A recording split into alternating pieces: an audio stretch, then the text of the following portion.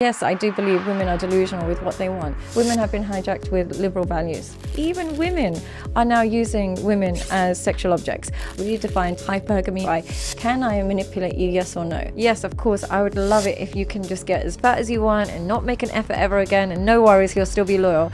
But it's just not realistic. I always say men get cheated on so much more than women do.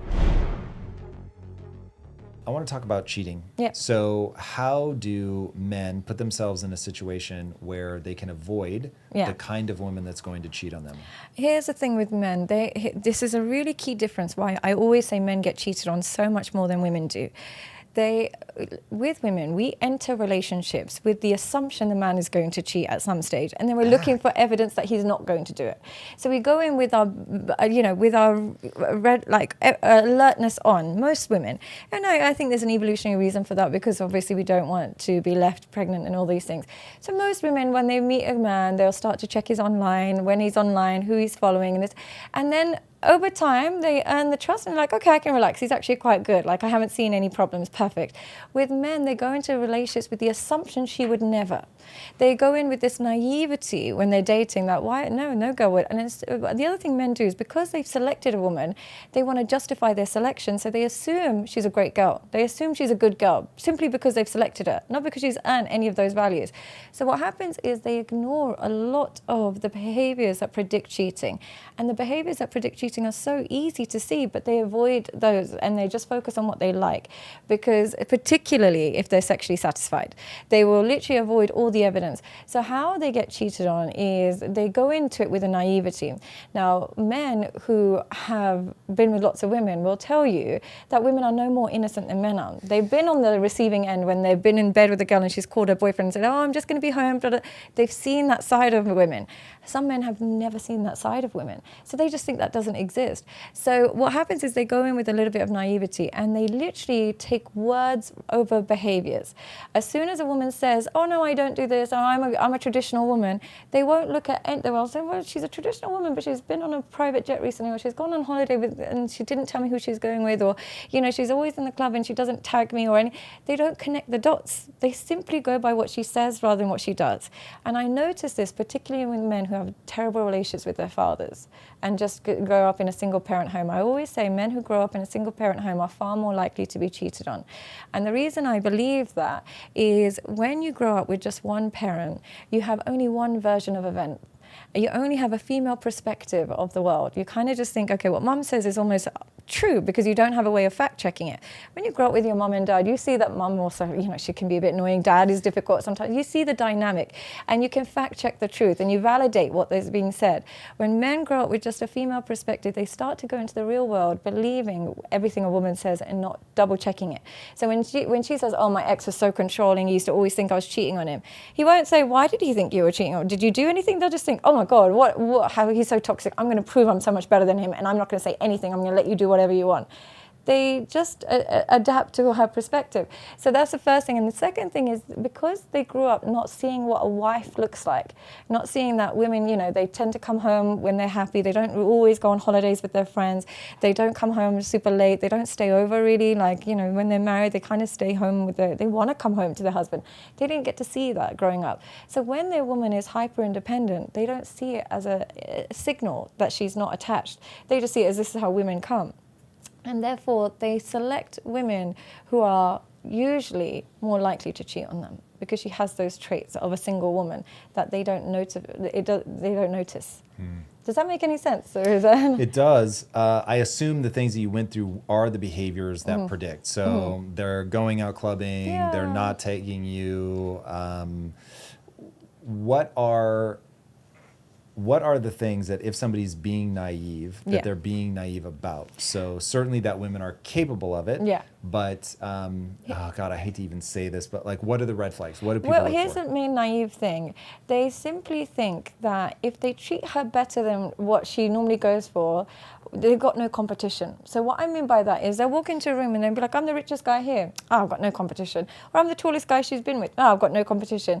Your competition is not defined by other men. Your competition is by how loose her boundaries are and her values. You could be the best looking man she knows. You could be the richest man she knows. But if she is somebody who really really values independence and really, really values her own kind of liberation, she will not care if she's cheating with someone less than you, more than you, whatever it is. It's her desire to be independent and not be caged. Now, what they'll do is they have this false sense of security that they've created for themselves rather than based on her behavior. Your sense of security should come from her level of dedication. How do you monitor her dedication? She naturally respects the relationship more than her independence. So what I mean by that is, yes, she might want to go to Mykonos every summer and she might want to go Monaco, but she understands that, when you're in a relationship, in those environments, it can get a little bit tricky.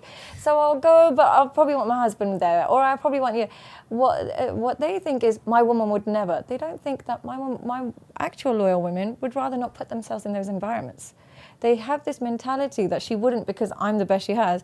But if you were truly the best she has, she wouldn't put herself in those environments. So look at her choices, look at what she chooses to do. And if she places herself in environments where alternatives are presented regularly, she does that, then she's probably not satisfied. And the other thing that they forget is some men, particularly young men in this generation, if she's bisexual or if she brings other women in and this, that, and the other, they're actually very happy about that. They really love that. They're like, oh my God, she's so cool. She got other women involved. The biggest chokehold you can have on a woman is when you're the only person that is able to sexually satisfy her.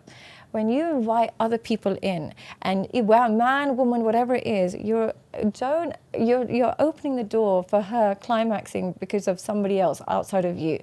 You lose your chokehold in that moment. I see some of these really like red pill kind of guys who be like, oh, my woman, she lets me get with other girls and she even joins in. And the moment she can climax because of somebody other than you, you lose your chokehold over her. There is women out there that I know that are beautiful, got many options, but because they haven't been with many men and they're a bit like scared of their man, they'll stay loyal to him even if he's in jail. They won't go anywhere because they haven't tried other men. But other women, that because the man has opened that door for her and invited other stimulants into the relationship, you lose your ability to get complete and utter sexual submission from her when you invite too many alternatives for her. Okay. All right. This is very interesting. All right. So the first thing you said that really sparked me is this idea that too much independence is a problem. So remember, men and women, by the way, I just want to make that clear. It's for men and women. I would say that.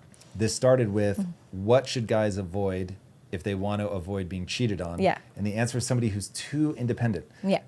It's very interesting. Okay. So you're looking out for somebody that you want somebody that puts the relationship ahead of the independence. They're willing to give something up to get that. Yeah. How do you begin to draw boundaries around that? Like, what is the right amount of submission to the relationship, and at what point does it become controlling or stifling? Reasonable requests are not controlling. And what I mean by reasonable requests is objectively we can agree, it's not about me, it's not about you, we can agree that this isn't good for the relationship. So objectively it might be the case that, let's say you're going to live abroad for a couple of years or a couple of months, whatever, it's probably not good for the relationship. We can objectively agree on that. And even if it was the other way around, we would both agree. Or objectively we would agree that going out a lot on weekends, drinking alcohol, is not good for the relationship. So it's when we can both agree that it's not unreasonable. The way to handle boundaries as a man is you don't sit there and beg her to listen to you. And you don't sit there and be like, if you can't do this, you see her own choices and you decide if it is an appropriate selection for you to be with this woman. You don't force her to change. You allow her to live how she wants to live. And then you let her know what you prefer. And give her time, but if she decides this is not how she wants to live, instead of being like, well, we got to do this, you got to listen to me, I'm the man, I'm this, you just say, okay, fair enough, I totally want you to live the life you want, but it's not compatible with the values and boundaries I have. Instead, what they do is they stay there, get really controlling, really aggressive, and be like, you need to listen to me, you need to. But in that moment, she learns you don't have a willingness to walk away. She learns it, and that is something you never want to teach, man or woman. You don't want to teach anybody that you have no willingness to walk away. Instead, what you want to teach them is the relationship means something to you. You want to protect this relationship through boundaries, and you want them to meet you in the middle with that. If they do that, fantastic. If they choose not to, the goal is not to be with you. The goal is to have a good relationship. If you don't want this, we're not going to have a good relationship, so no worries. I wish you the best. The toxicity comes from the inability to walk away. That's one of those that It's so simple, but it really is true. As you were talking, I was like, is there really anything other than leaning away from somebody when they do a behavior that you don't like, leaning in when they do a behavior that you do, and having a willingness to walk away? That's sort of the game. That's the only thing. And it works men and women. It works for men and women. Like, you can sit there and beg your husband to come home on time. You can do all of these things. But the only thing that works is your willingness to walk away. Now, you might say, no, I walked away and they still didn't change. Then that person doesn't want you enough. That's a signal. Instead of begging that person to want you, accept their choices. If they don't want you enough and you still want to be with them, then let them live the life they want. But if you walked away and they didn't change, they don't want the relationship enough. Yeah. So don't keep using that trick. Learn from that trick that it's not working, so therefore this person doesn't want it enough. Whereas if you pull away and they actually love and appreciate you more, they obviously want this relationship. They want it to work. Man, this is where self-esteem really becomes an important part of this equation. It's the number one thing. Honestly, you can have every ingredient, but without self-esteem, man or woman, no relationship can't flourish, sadly. It's such an important ingredient towards any relationship, because without self-esteem, there's no self-respect. And without self-respect, there's no mutual respect. So it's a really difficult one. So if you're struggling in relationships, you're not actually struggling in relationships, you're struggling in self-esteem. You don't know how to love or be loved correctly, and as a result, your relationships are destructive. What do you think has changed that makes it hard for women today to respect and fall for the average man? Men have worshipped sex in a way that they've never done before. And as a result, what before would make a man want to marry you would involve a woman having a lot of good qualities. Before, a woman would think, okay, I have to come from a good family, or maybe should go to school, I should maybe educate, I should, really learn how to cook, I should do something with my life, I should sew, I should do something. This is our grandma's generation. They knew that you make too many mistakes, you're going to be left on the shelf. In this day and age, the women that are actually the least promiscuous, the most traditional, don't have sexual experience, struggle to find a man. Whereas a woman with every surgery, with every tattoo, with all of her body out everywhere, she has endless queue of men. Now they're going to argue, no, but we don't want to marry those girls.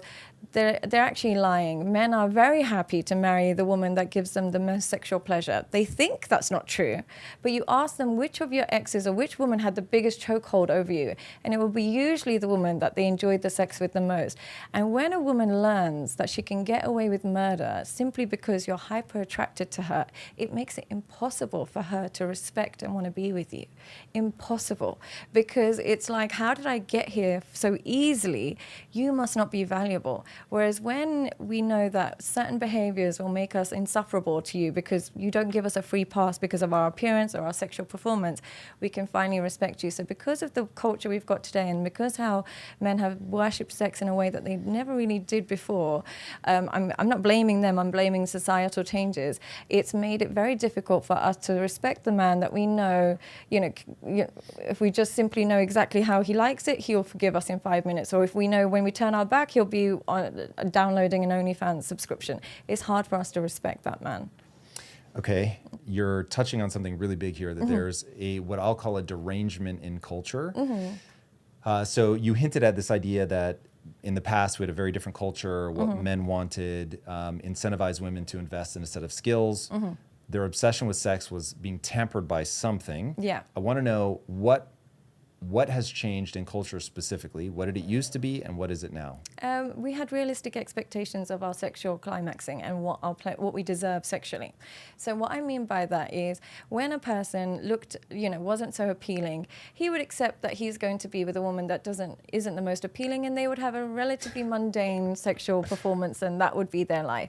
And the man that might be, the jock in school, he might get with a cheerleader, and they'd have realistic expectations of what to expect from the opposite gender. The advent of social media and pornography has allowed the person with the least amount to offer a woman to still believe he deserves and still want to desire the top of the range woman who is the most sexually promiscuous, who's the most sexually overt. He still believes there's an element of him who thinks he deserves that now. And because they've got such inflated expectations of what they want and deserve sexually, they can't match with people who are on the same level as them, and it's leading them to a lifetime of loneliness, because they'd rather be alone than be with a woman on their same level. Whereas before they would just be like, okay, I'm a bit, maybe I'm not so successful, maybe I'm a bit overweight, if my wife's a bit chubby, I can understand it. I'll meet men who are now in their 50s and saying, oh, she's let herself go a little bit, she's got a few stretch marks, and it's like, but tell me about your body. Oh yeah, I need to work out, but and it's that complete hypocrisy that they've developed through constantly watching beautiful women online. All right, is that the core cultural wound, that we no longer are being realistic about our own sexual market value? Yeah, I believe so. I think the inflated expectations from what we're watching and not being aware of what we bring to the table is one of the core issues, but also the liberation of sex, of how it's got no cap on it anymore. So just a normal, we would kind of just probably expected by the time our parents got into our 50s or 60s and stuff, they would have just a normal kind of sex life. In this day and age, there's still the endless desires, an insatiable cup when it comes to your sexual desires. And because they're constantly bombarded with different ideas, it feels like there is an endless hole, and there's only so many women that can keep up with that. So they keep replacing the women rather than replacing this desire. Mm-hmm. Okay, so if we were going to assign percentage blame to men and women, and I definitely want to dive into the idea of deserve more, but if we were going to assign blame to men and women, are men deranging it more, or women deranging things more? Men entirely. And they'll hate that. They'll be like, no, women have lost their this, women have that. I'll tell you why I say that. I happen to be a woman in a very unique position where I have a kind of a presence on social media where I do help men, like you. We help men on a regular basis. And on a daily basis, a short will get millions of views, and I'll have men message me saying, you saved me from suicide, you saved my relationship, you've helped me so much. And then I'll look and I'll think, I remember I was going on my Patreon. I have a Patreon where you can sign up and you can ask me questions, and I'm doing fine on my Patreon. But I looked at other content creators who I've never seen before, like women that I've like, oh, I don't know what she's done. I've never seen, she's got nowhere near the reach I have. And this is not in a competitive way, I was just curious. And she would have hundreds of thousands of subscribers. And I was like, oh, I wonder what she's doing. It would all be pornography related. So I just thought to myself, I'm in a position, I'm not saying this in a jealous way because I know that's how they're going to take it. I happen to help men on a daily basis, but because I don't lead with sex, I will never get the reaction or the following. Whereas if I just started posting pictures of feet, toes, this, that, and the other, I would be inundated with subscribers. So they reward the most toxic behavior in society and then complain that women are no longer traditional. There's only, let's say, I don't know the statistics, but let's say, for example, there's only like 500,000 OnlyFans creators or porn creators, but there's billions of people watching it. So the main problem has to be the men. There's only a tiny percentage of women that actually sell sex, but there's not a tiny percentage of men that watch it. So we have to think who is actually contributing to the problem more. Okay, do you blame men in general for patronizing it, or is there something else that sits on top of that, like the capitalistic impulse to give people whatever they want? Yeah. So if they want a dating app where they can find quick hookups, we're going to give it to them. If they want an AI girlfriend, we're going to give it to them. Yeah. So where do we start getting into the nuance? Because what I'm trying to really tease out here is I think you're right in that ultimately every individual man is able to start making better choices and get a better outcome. Yeah. But at the same time, culture has energy. And when cultural energy starts moving in a direction, to look at an individual man who's now bearing the brunt of not being able to attract a woman, having to work, I forget what the stat is that people throw out, having to work 5 times harder to get a girl that's half as good. You know what I mean? Like that whole idea, I think there really is something to that. And so I'll look at guys and I will be deeply empathetic.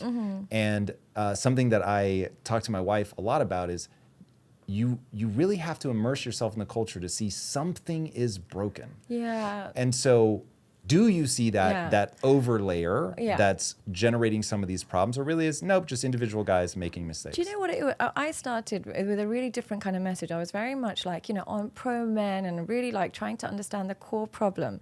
And the number one thing I've learned in my experience is for them, every problem is alleviated through sex. They alleviate a lot of problems through sex. So they'll have a marriage, and instead of like, the wonderful techniques that the Gottman Institute might say, like where, you say nice things to each other. You can say the nicest things to a man, you can cook for him, you can look after him, but if you are not satisfying him sexually, he'll risk it all to be with somebody who does. It's like you have to go through that gateway in order to access the best parts of them, in order to get that attachment, to get that appreciation, to get that love out of them. It's like you have to go in that direction first, and then they can reward you. So it's almost like that's the avenue now to get love out of them. So it's very difficult. I'm not saying women are any better, but it seems like I did this because I've been working with couples for so long, and we'd be trying this, that, and the other. And then now I just come in, when couples come to me, the first thing I ask is like, are you sleeping together? And she's like, oh no, we are not. And I'm like, then everything you've done, like arranging birthdays for his mom, cooking for him, ironing his clothes, it doesn't mean anything until he's sexually satisfied. So start with that. I'm not saying actually that's a bad thing. I'm thinking if you know that, it's actually a bit easier. But I don't know if that's just my experience because I get the skewed end of it. But would you say that men can only really appreciate the other aspects of a relationship once they're sexually satisfied? Women need to feel loved to have sex. Men need to have sex to feel loved.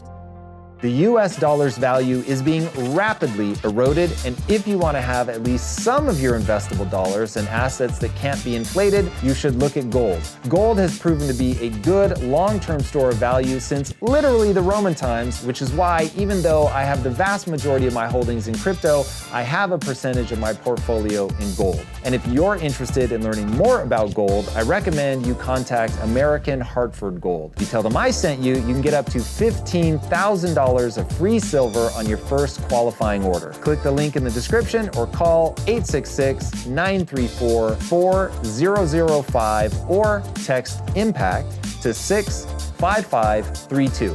Again, that's 866-934-4005 or just text IMPACT to 65532 or click the link in the description. Please remember, there is always risk involved in investing, and there is absolutely no guarantee of any kind.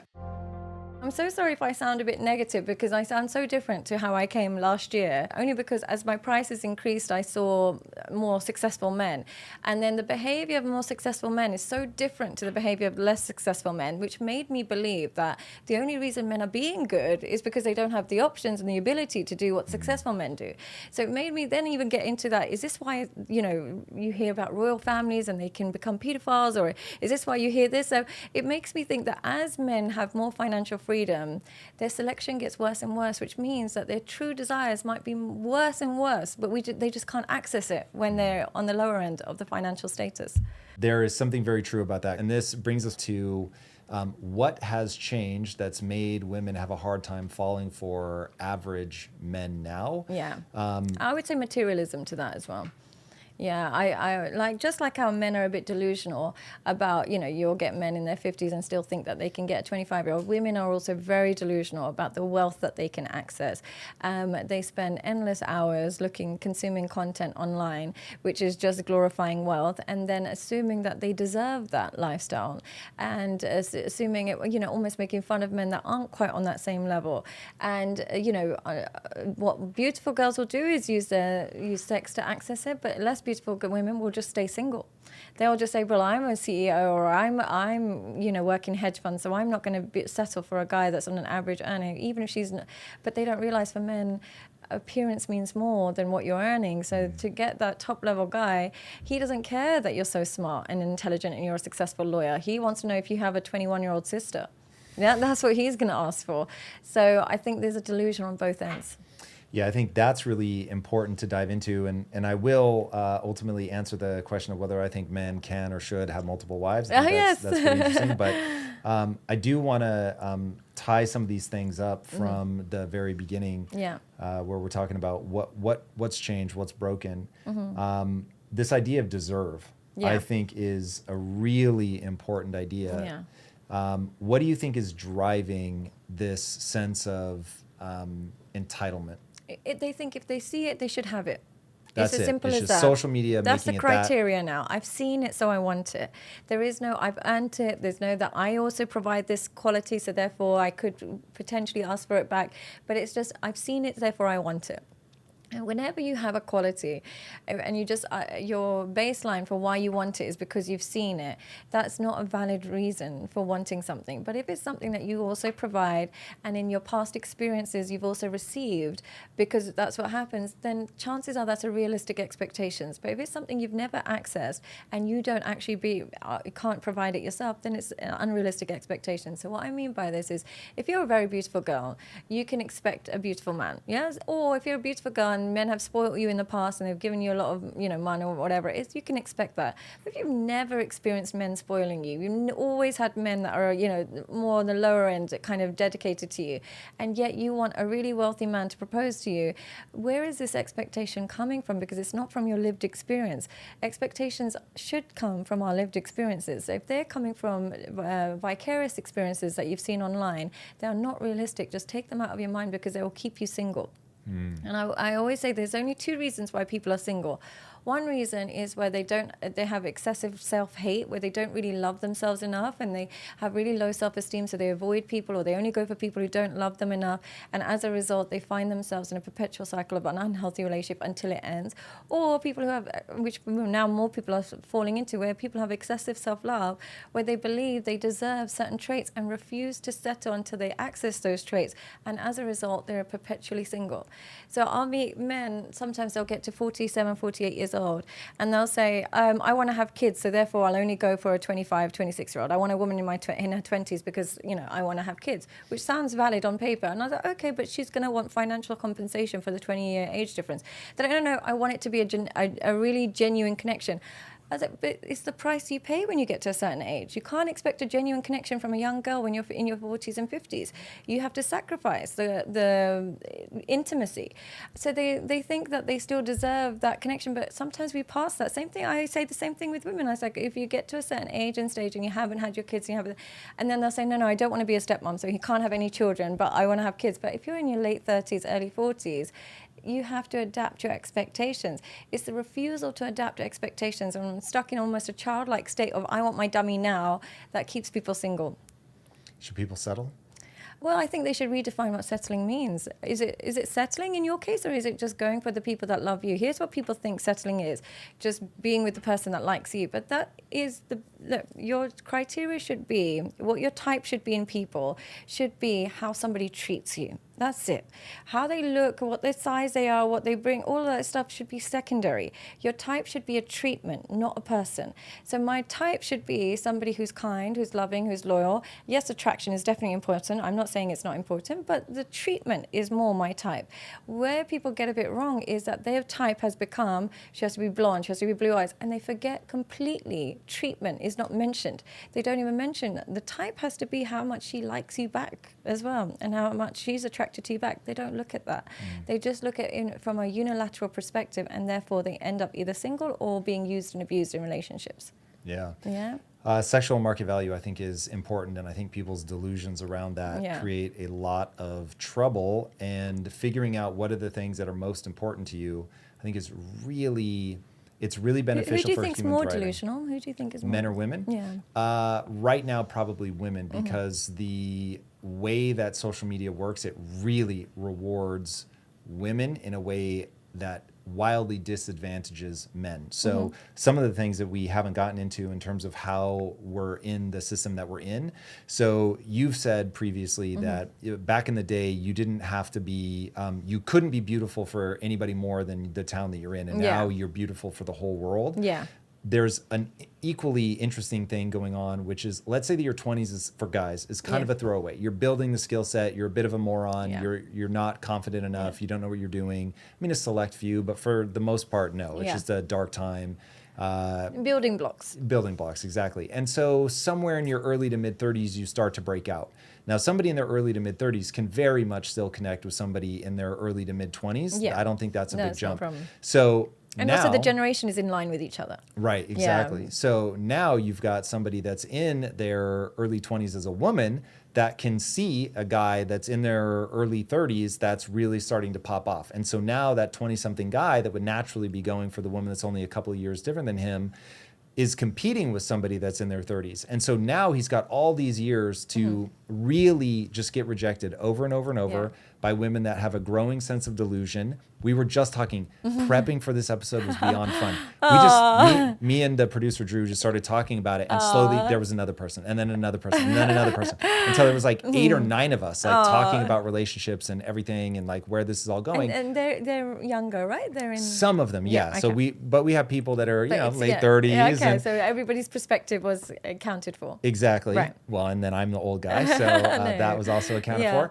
But the fascinating thing was the one universal comment was, oh, it's actually easier to get laid now. It's just harder to get someone to commit. Yeah. Both the guys and the girls felt like that was the case. Yeah. And so that's like sort of derangement point number 1 is if what everybody's actually looking for is a long-term committed relationship, but there's this sort of invisible change in the sexual mores where people just feel like, well, I'm just going to try the merchandise before I buy. And so it's like you end up in, I'll have sex with you to see, like, is there anything here?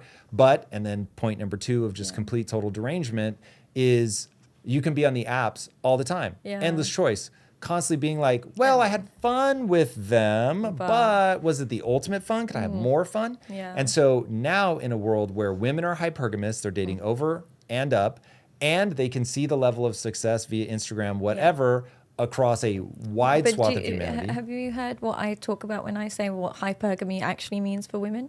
Tell me more. I know that the traditional sense, hypergamy is just, women want someone older, richer, all of these things. I say actually none of that matters. Women, actually their definition of hypergamy is the man that she can't manipulate. That's the only man she'll find hypergamous. A 19-year-old who's dating a CEO who's 40 years old, far more successful than her, taller than her, more grades, more qualifications, everything is above her. You would say that she's hypergamous. I can guarantee you, if she can manipulate every money, every piece, get rent from him, get a car, she will still throw him in the dust and find somebody that she actually respects. That's not hypergamy in a woman's eyes. Hypergamy in a woman's eyes is, we can't fool you. Simple. She would rather be with a man that is less successful, less intelligent. Not that she'd rather be, but she'd be more submissive to a man who's less successful, less intelligent, might even be a bit shorter, but he doesn't fall for nonsense. He knows when she's trying to manipulate him. She can't trick him. She can't manipulate him. So I believe hypergamy is defined purely by the art of manipulation, not actually by the arbitrary things. Of course, we want someone richer and taller, but the baseline of that only matters if you're more intelligent than us. And we don't define intelligence by financial success. We define intelligence by, can I manipulate you, yes or no? If the answer is no, you are not an idiot. You are not going to pay my rent while your own daughter's rent you don't even consider, or you are not going to buy me a car because I slept with you a couple of times. You're not stupid. But if we find that, oh my God, I can tell him that I need his card and he gives it to me straight away, or I can tell him that, I lost my job so I need rent, and he gives it to me straight away without me even knowing him that well, just because immediately she loses respect, and therefore the hypergamy disappears. So I think you're onto a really important addition to hypergamy, but I can hear the men in the comments screaming right now, like, I can't be manipulated, so, but I still can't get a date. Yeah. I think the key to add to that is that it has to be someone that the woman would want to manipulate. Yeah. And so if she's not drawn to you, attracted to you, finds nothing interesting about you, it doesn't matter that if she tried to manipulate you, tell her to fuck off, you're not interested, whatever. There is a dynamic there. So first there has to be mutual desire, and then there has to be a very mature thing in it. It's funny. So I don't think men look for mutual desire anymore. I think men with high self-esteem do. I think men with super high self-esteem, I think the baseline is men with super high self-esteem, reciprocity is more important than beauty. As long as she wants him as much as he wants her. And this is like, men with high self-esteem only know what women look like who like them. So they know women to want to take their clothes off. They know women that are calling their phone 24/7. They know women who are initiating sex. That's what men with high self-esteem, that's the type of women they're around. Men with low self-esteem, which is getting more and more, don't care if she wants him, just as long as he gets to touch her. So that's where you'll find these men that go to escorts. You'll find these men that go to webcams, these men that go, travel, passport boys. They don't care if she wants him or not. Just, does she let me have sex with her? They're not looking for mutual desire as much, particularly as they get older. You think they're not looking for mutual desire, or they have given up on finding? I don't think they know what it even looks like, because they've so replaced mutual desire with attraction from their perspective. I had a video that got a lot of hate, where I said that the use of prostitutes is legal rape. And I believe that men who look for mutual desire, they realize that consent is not simply somebody saying yes. It's somebody who wants you as much as you want them. That's what true consent looks like in their eyes. Whereas men who use prostitutes, consent simply means yes, regardless of whether that's manipulated consent or whether that's, groomed or whatever it is, as long as she said yes. So even if you had to get that yes through an envelope on the table, they'll take that yes. They just want permission. But men with high self-esteem, they don't want permission, they want desire. Desire is their true form of consent, when a woman desires them. So I think, yes, I do believe women are delusional with what they want, but there's nothing more delusional than that man that, as he gets older and older and older, still wants that 19, 20-year-old, but wants her to actually want him. She's not going to want you. Is Trump raping Melania? Consensual rape. And there is a thing. It's where the consent is bought on, and as a result, it becomes consensual rape. So you don't think it's possible that she thinks, ooh, like he's so powerful and so good at what he does. Powerful and status, all of these things only matter when the underlying attraction is there. Let's say that my wife is in a car accident and she gets burned. Is she raping me if I sleep with her? No, because the underlying attraction is there. Even though physically that's going to be tough. Physically that's a hard now play. It's going to be tough, but your premise for being together is not destroyed, because that wasn't the premise of you guys being together. That wasn't the contract. But if the premise of Melania and Trump is that this guy's smart, he's an amazing politician, businessman, whatever. Do you think she would be with him if he was broke tomorrow, like lost everything? Of course not. Right, so then the premise is the contract says you have to maintain the conditions of which when we first met. Yeah. Whereas when it's love and connection and commitment, we understand the conditions can change, but we're committed to you. For them, they're committed to what their side of the deal was. Let me change my answer slightly. In that, would she stay with him if he lost everything and was trying to rebuild? I don't know. I literally, I'm surprised I remember her name. So that is like how not attached to that world I am.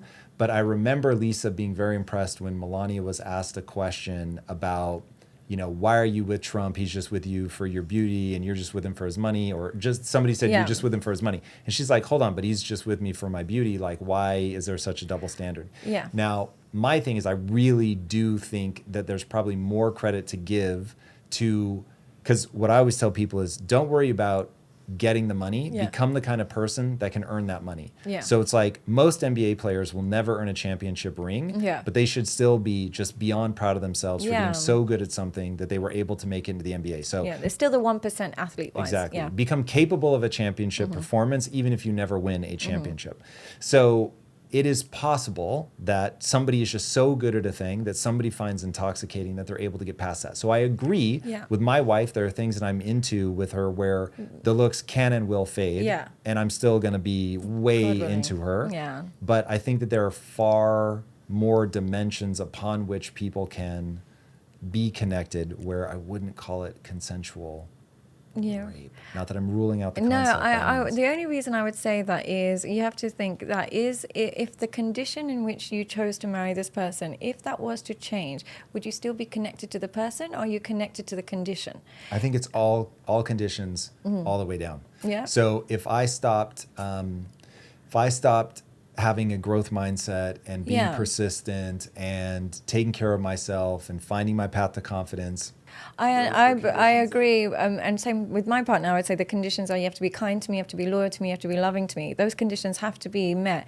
But my underlying and your underlying conditions are not transactional. They're more mutual. They create mutual connection.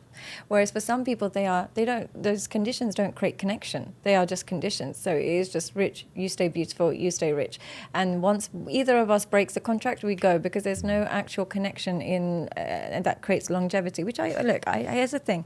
I have no problem with transactional relationships. I actually think in this day and age, I can actually understand why a woman would say, you know what, you can't trust men anymore. They all cheat. They all do all this nonsense. I'd rather be with a rich guy, have all my kids with a rich guy, and then if we get divorced, we get divorced. I completely understand that guy. And similarly, I totally understand the man that says, you know what, women, they're all the same headache. They all want the same thing.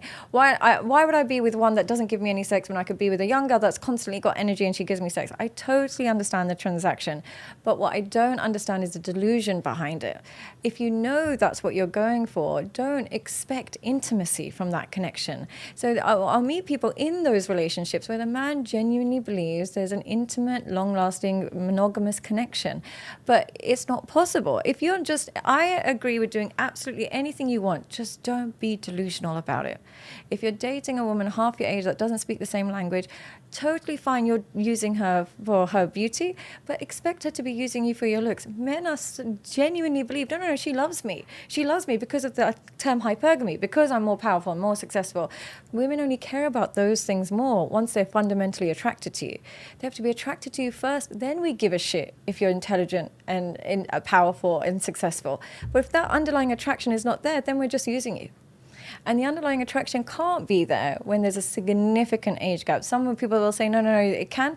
90% of the time when couples like that happen, she always leaves with a younger man. She'll leave with the broke personal trainer. She'll leave with somebody that's around her. Because here's the thing with women. We fall in love with connection, and we have the most connection with people who are similar to us. And when we've got huge age gaps, he might be gorgeous, but we are not connected to somebody that is from a completely different generation or anything. They're just not connected. So this is something that men forget. So what is it then that causes a woman to really fall for somebody? Like, what should guys be aiming at? She has to be naturally attracted to you, first and foremost. So she can't fall in love without some element But of her based natural. on what? What, like, Her if guys are going to go physicality. collect skills or attributes, what are the skills, attributes that women find enticing? Well, outside of her naturally being, I always choose women who are attracted to you. I always say to men, you will never, ever get the same level of respect and love from a woman who's not attracted to you.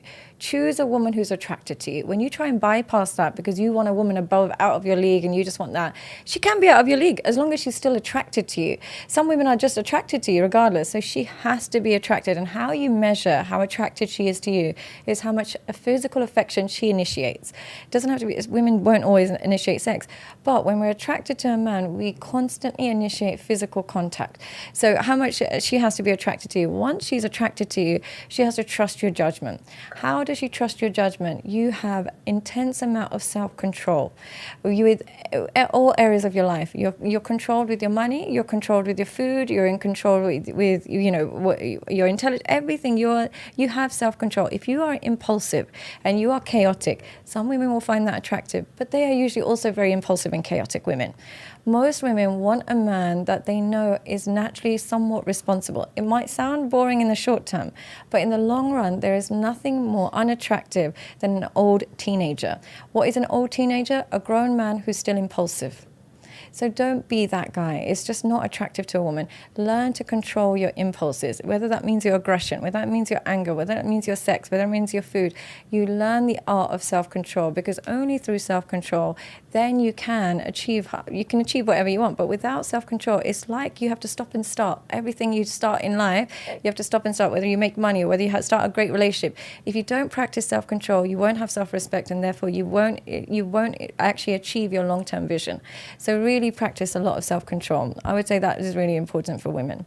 And, the usual, obviously, charm and skills and all those things, but you live a life that you're proud of. One problem with men that, not men, but it can be for a lot of people, is what's really unattractive is when a man lives a double life. There are so many men that in public, they might be very admirable, might be very successful, whatever it is, but their private life is one that is shambolic, or one that they're embarrassed of, or they're ashamed of. They might be doing things privately that they're not proud of. You need to become a man that if there was a camera following you in private, you would have you would actually be proud of the things that you do in private. Whereas when you live a double life, the problem is you'll have to use your false self to attract a woman, and then she'll discover the real you and she'll leave. And you almost, are always tiptoeing around women because you know that if she knew the real you, she wouldn't be attracted. So the key is to become a person whose private self is congruent with their public self. And as a result, you'll be more attractive. I know that's a very vague answer, but essentially we're attracted to a man that is able to look after us, and that requires responsibility. Yeah, I won't say that it's a vague answer, but I think it would be useful to understand, one, why aren't men doing this now? Because this is just all from my generation, just common sense. Yeah. So why aren't men doing it now? And then how does this manifest? Like, go start a business, Sadly, the reason why they're not doing it now is impulsivity is still rewarded by women, because before they would have to earn sex and they'd have to earn access to women. Now on a drunken night out, they can get her drunk, you can get drunk, and you can get her. So impulsivity in this society is really rewarded. Even when it comes to making money, if you impulsively invest in a particular cryptocurrency, you can become a millionaire overnight. So the culture we live in has rewarded impulsivity when really we know that it's not actually good for you in terms of your mental health as a man. That's really interesting. So no restrictions on sex means that men don't have to grow up. They don't have to delay gratification. They don't have to. They don't have to do that. They can literally live like a child forever. I live in Dubai, and you will be so surprised that you'll see like men in their 50s still hitting the club every weekend. You forget your age in a place like Dubai, because there'll be men that are in their 40s and 50s and they still hit the club every night and they still feel like they're young. Now they're like, and they'll say, but my body's young, I look young, there's no problem. But you're not young. I'm not saying you're old, but you're not. You should be responsible at this age and stage. And they almost see it as like a badge of honor that they're 45 and they're still getting girls and they're still going into the club, and that's something to be embarrassed about, because your self-control should have inhibited that desire for you by now. If you're still that guy that gets all these girls in your mid-40s, that means you don't attract women of quality, because if you did, you would have settled down by now. Or you're just irresponsible and you don't like the responsibility of looking after a woman. Again, that decreases your masculinity. You should enjoy the concept of looking after a woman rather than just spreading your seed all day, every day. You're not you're not a 15-year-old. But that might just be me because I'm such a grandma, and I reward kind of boring men, and I think that that's actually a great life to live in the long run, because it's contentment. Well, so I want to ask, is that it? The goal is contentment? The goal is peace over pleasure. That's all. Why is that better? Because it's biochemically better. There's different serotonin is released when we're actually at peace rather than during dopamine releases. So biologically, it's better. It's better for your nervous system. It's better for your hormones. It's better for that. But also, it's better for you psychologically. It's better to just commit to what you have rather than focus on alternatives, because you almost live like a crack addict. Always wish what's going on. The peace that you get where it doesn't matter what's going on. I've decided to commit to this situation, whether it's work, whether it's woman, this, that, and the other. I've decided to commit, and now I'll ward off alternatives. That's how we actually achieve peace in any decision we make. Even when we're deciding a holiday, just pick one and stick to it, and you're more likely to enjoy and appreciate than if you kept looking at alternatives. It's one of the reasons why buffets, people don't enjoy the food so much. There's so many alternatives.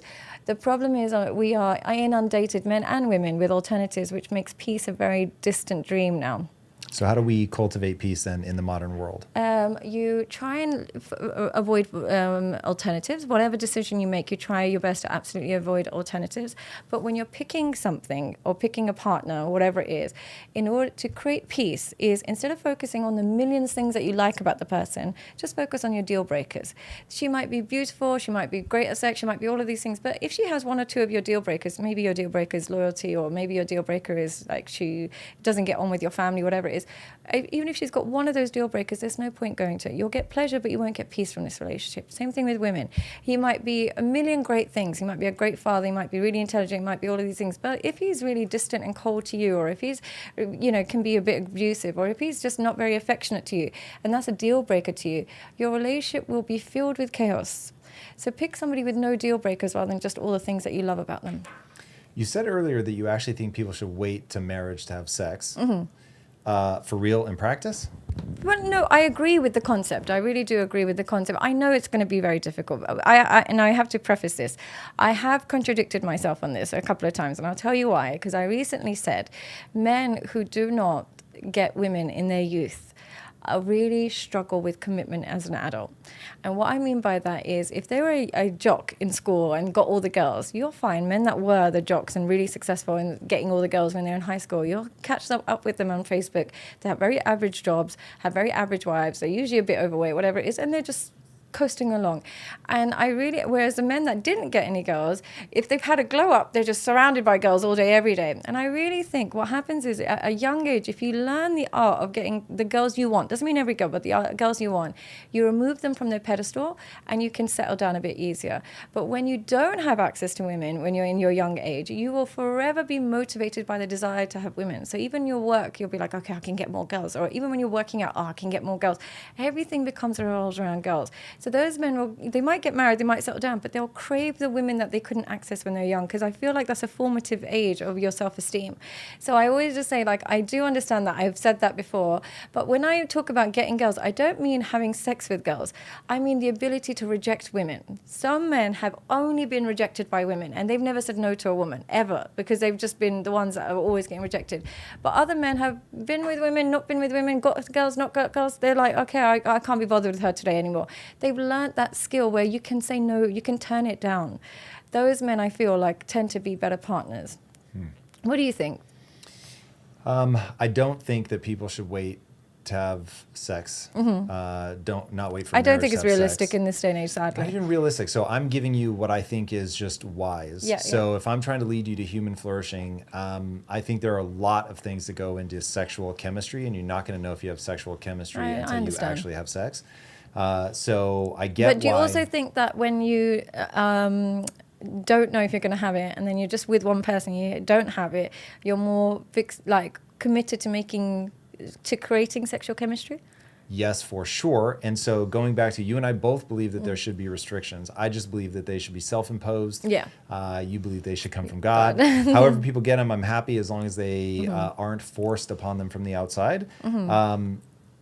But when I think about, there is sort of you need to build up desire. So you should be hungry. So if I were single, then I'm not going to be looking at porn, certainly not as we come up towards the weekend if I'm about to try to go out and get laid, because you're going to need that hunger built up before you're willing to take the risk and all of that. I am going to invest in my vision of what a shared future is going to be, why I want a woman, what are the things that are emotionally healthy for me, what does that look like? I'm going to map my values. I've been talking about what I wanted in a wife since I was like 18. So and the thing is that ended up working for me because one, I knew it when I saw it, because I literally laid out, here are the things that I'm looking for from values, from traits. And when I found it, I was like, oh, wow, like this is, I remember saying I'm either never getting married or I'm marrying this girl.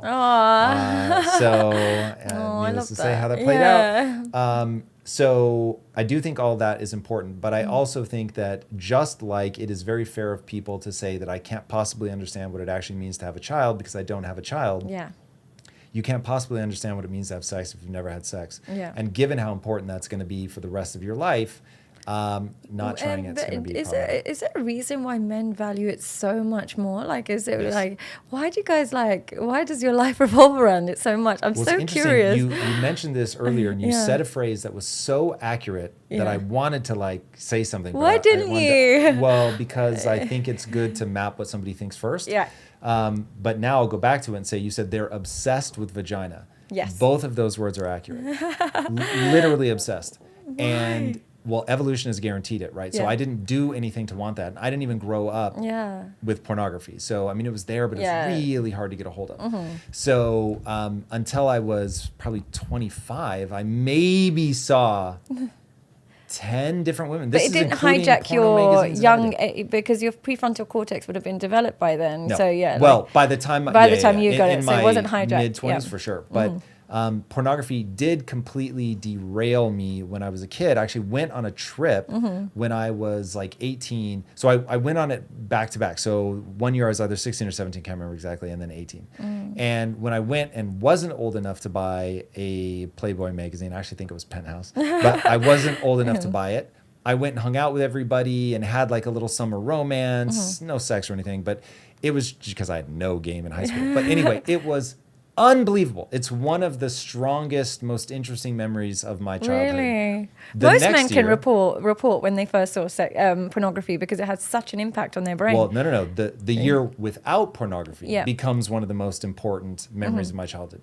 Then the next year, when I could buy a pornography magazine, I just spent the whole time in the hotel reading all the smutty articles. And so I ended up being kind of ashamed of that trip because I was like, wait, last year when I didn't have this, I had such a ball because I engaged with everybody. And now that I'm in the grips of this thing that has grabbed a hold of my brain, I did something that I look back on and go, it wasn't as profound. Yeah. And don't get me wrong, the amplitude of the being engrossed in the sex is very, very high amplitude, but it was devoid of meaning. So thankfully, I had that sort of idea reinforced early on that connections with people are far more meaningful, like emotionally satisfying. Yeah. And so that was good and that planted something in my head. But it also makes me deeply concerned for people that just have unfettered access to pornography all the time, every day. Yeah. And the way that it will cause you to, when you don't have a prefrontal cortex, just be obsessed with that to the exclusion of the other things. And when you're young, if you don't have these profound experiences, you don't have anything to compare to because you never go out and don't have a phone and don't have access to porn. And But the thing is, it's just one thing that men don't realize is how much it is the miseducation of sex. It's not actually teaching men how to make love. It teaches them how to make hate. They literally just learn sexual violence and they learn degradation, which girls, I'm not saying that they're perfect. Some of them love that, but they love that in the short run. They then want to transition into normal, like lovemaking, if they really love you and care about you. And they get back to being like, women that just want to cuddles and this, that, and the other, because that's what we're primarily driven by. A woman that wants, to be thrown around for the rest of her life has probably had some kind of damage, because that's usually they kind of settle down. They want that here and there, but usually they settle down with it. The problem with that is men get used to that way of making love, and they can only access that in either hyper promiscuous women or in short-term casual relationships. You can't get that in a 20-year marriage all the time, because there'll be times where she's like, no, because she's comfortable enough to say, no, leave my hair alone today. So whereas they can only access that in really short-term or really promiscuous women. So they end up being sexually compatible with women who are hyper promiscuous. And when you're meeting a woman who's hyper promiscuous, she's going to be 10 times more promiscuous than you because she's got leverage. A promiscuous woman has far more men available to her than a promiscuous man. So they become compatible on this very extrinsic value. They become compatible and then they end up losing her to that promiscuity, or they just look for short-term mating, because that's the only woman that can maintain that kind of behavior, because she's only with you for a couple of months and then she can do it and then she leaves. So it gets them almost into a sociopathic way of making love. It's not actually what women find attractive. And the thing is, they think they're learning all these skills and moves, but if you speak to women, they are far more satisfied with men who have not watched porn or been in long-term relationships compared to men who do short-term one-night stands. Some men will be like, I slept with 100 girls this year. If you've slept with so many so many women, and you've got loads of one-night stands behind your belts, that is an indicator you are not good at sex. The man that actually has more long-term relationships is far better, and there's been so much research to support this, because you don't have any repeat customers if you're just doing one-night stands. So you don't learn anything about women, and you don't learn what pleases them, what doesn't please them. Whereas men that have been in long-term relationships, fewer women, but have been there with them longer, they learn how to read a woman's body. Whereas porn addicts learn how to just reenact moves, and there's a complete difference in them. And women are looking for men who read her body rather than somebody who just reads a script that they saw on Pornhub. Okay, I'm going to take you into nuanced waters. Everything you said makes total sense for maybe the average person, somebody that doesn't have access to self-awareness, whatever.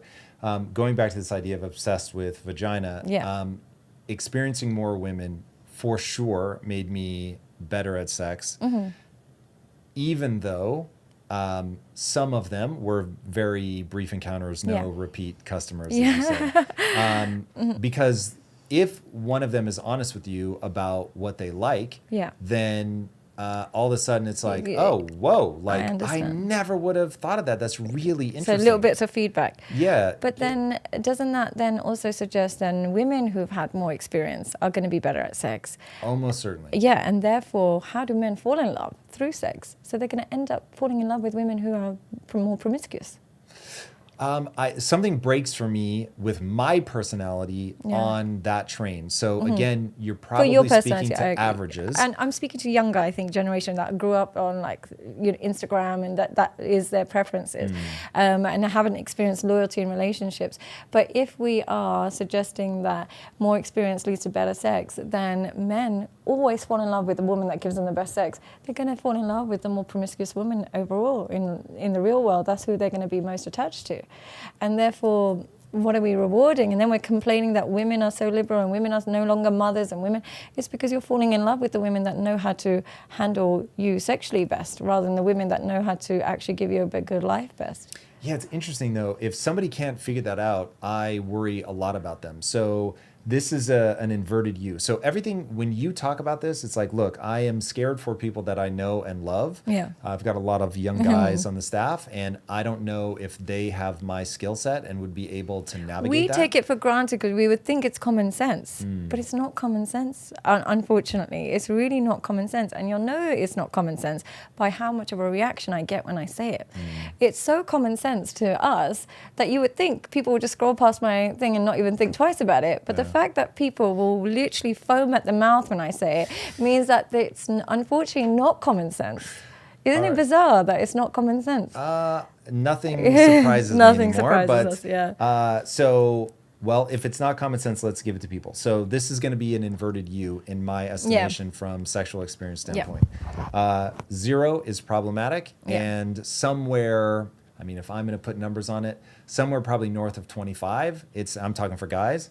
That's a lot, no? It starts to be 25. Yeah, that is a lot. Is it a lot or not a lot in this day? Oh, in this day and age, I It's would probably assume not. it's not. Yeah, it's probably not. Yeah.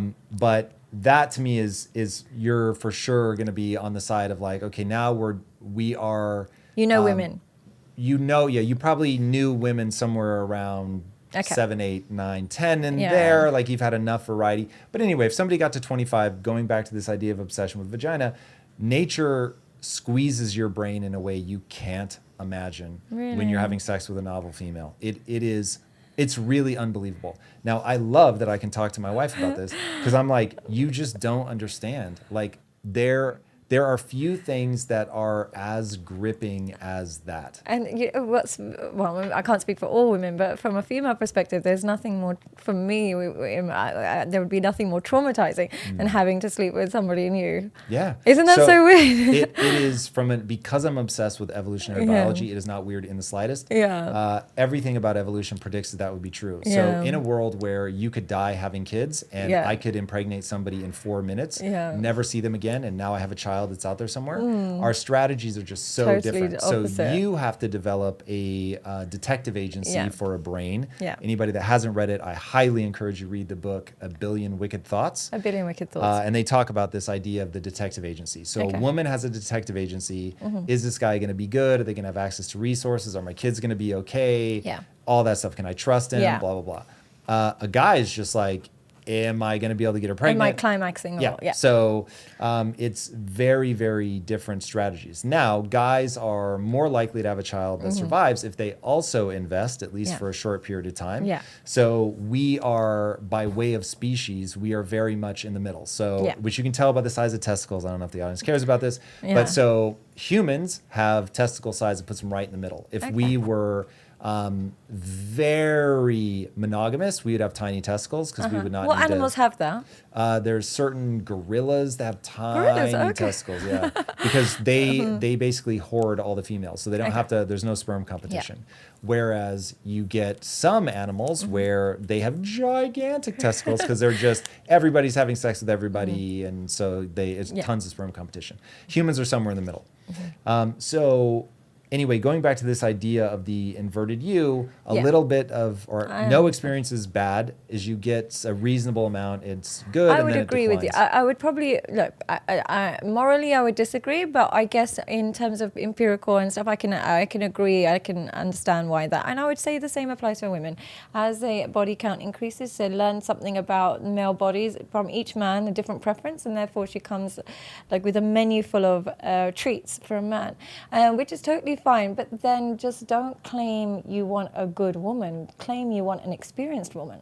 Well, we have to define what we mean by good woman. Because here's the thing, I work with men and women. Yeah, I work primarily with men, but I have, a lot of female clients. And the only women that are struggling to find a partner are ones that are actually wife material.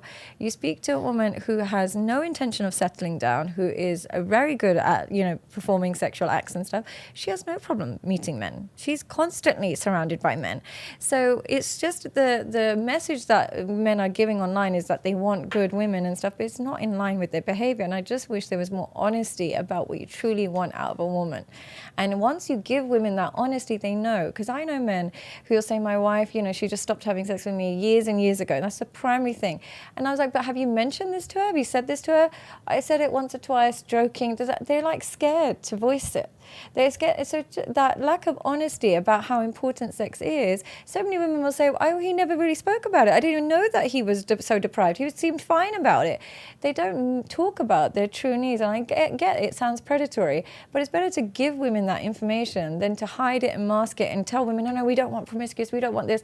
But then they go through life thinking that's what you truly want, but that's not what you're rewarding at all. So it's giving women a really misinformation about how to actually attract a partner. What do you think women believe they need to do to attract a partner? Women believe that in order to get a good man, you have to be quite reserved sexually. They also believe that you have to, be quite submissive and tolerant, and you have to be very agreeable. That's what the message women are getting that you have to do to attract a woman. What's really getting rewarded is hypersexual, incredibly sexy rather than beautiful, that gets rewarded, and somewhat confrontational. They reward women that give them some pushback. The woman that's actually incredibly nice and agreeable, they are likely to keep her in their life, and maybe they'll have their kids with her and stuff, but they don't seem to be engulfed by her. They're almost indifferent to her. They might use her for procreation, but they're not actually attached to her. The women that when you ask a man which woman had the biggest chokehold over you, it would always be one that was sexually active and somewhat abusive. And I don't know why that is. This is very interesting. Okay, we're gonna have to dive into this because this one feels to me like a bias given your job. It is a bias given my job, and also the reason I would say that, I have to preface that, is that applies to low self-esteem men. High self-esteem men do not enjoy any form of kind of pushback and aggression and that they just don't like that crazy toxic cycle at all. Low self-esteem men see toxicity as a signal that she's attached to him rather than a signal that her mental health is unstable.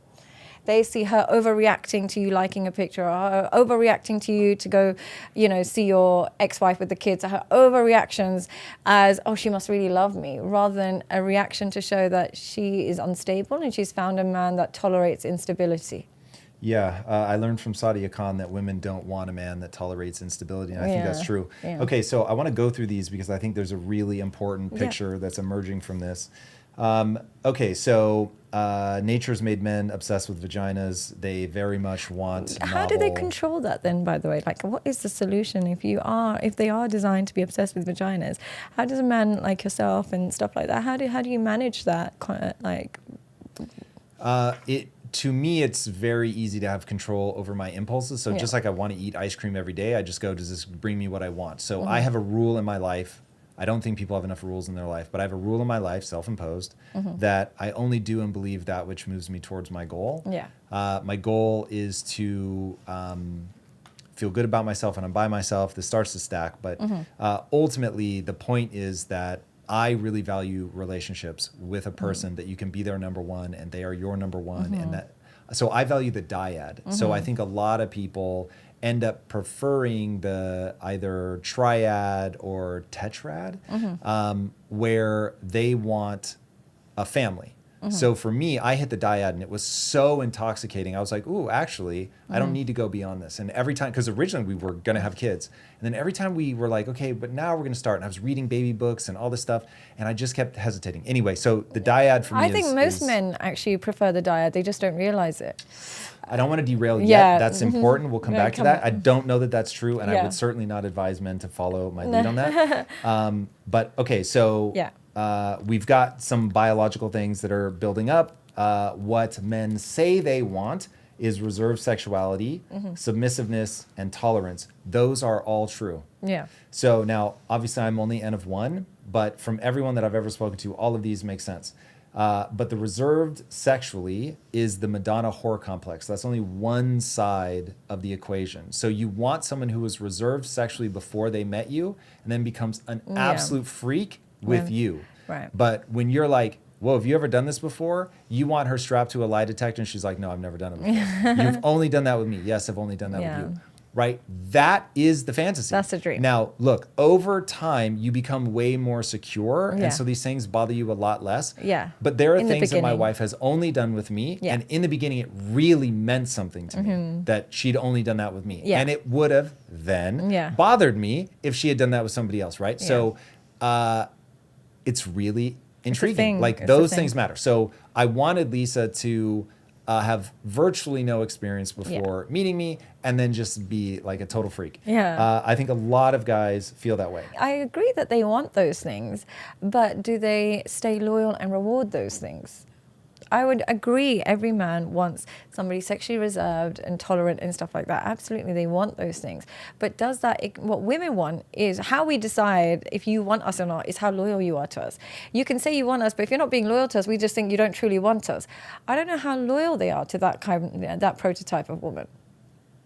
I know that Tommy is a bit of an exception on all this, but generally speaking, the majority of men, when they do meet a tolerant woman who's sexually reserved and is very, submissive, that is the woman that they're most likely to cheat on, because that woman is the least likely to question their judgments and their behaviors.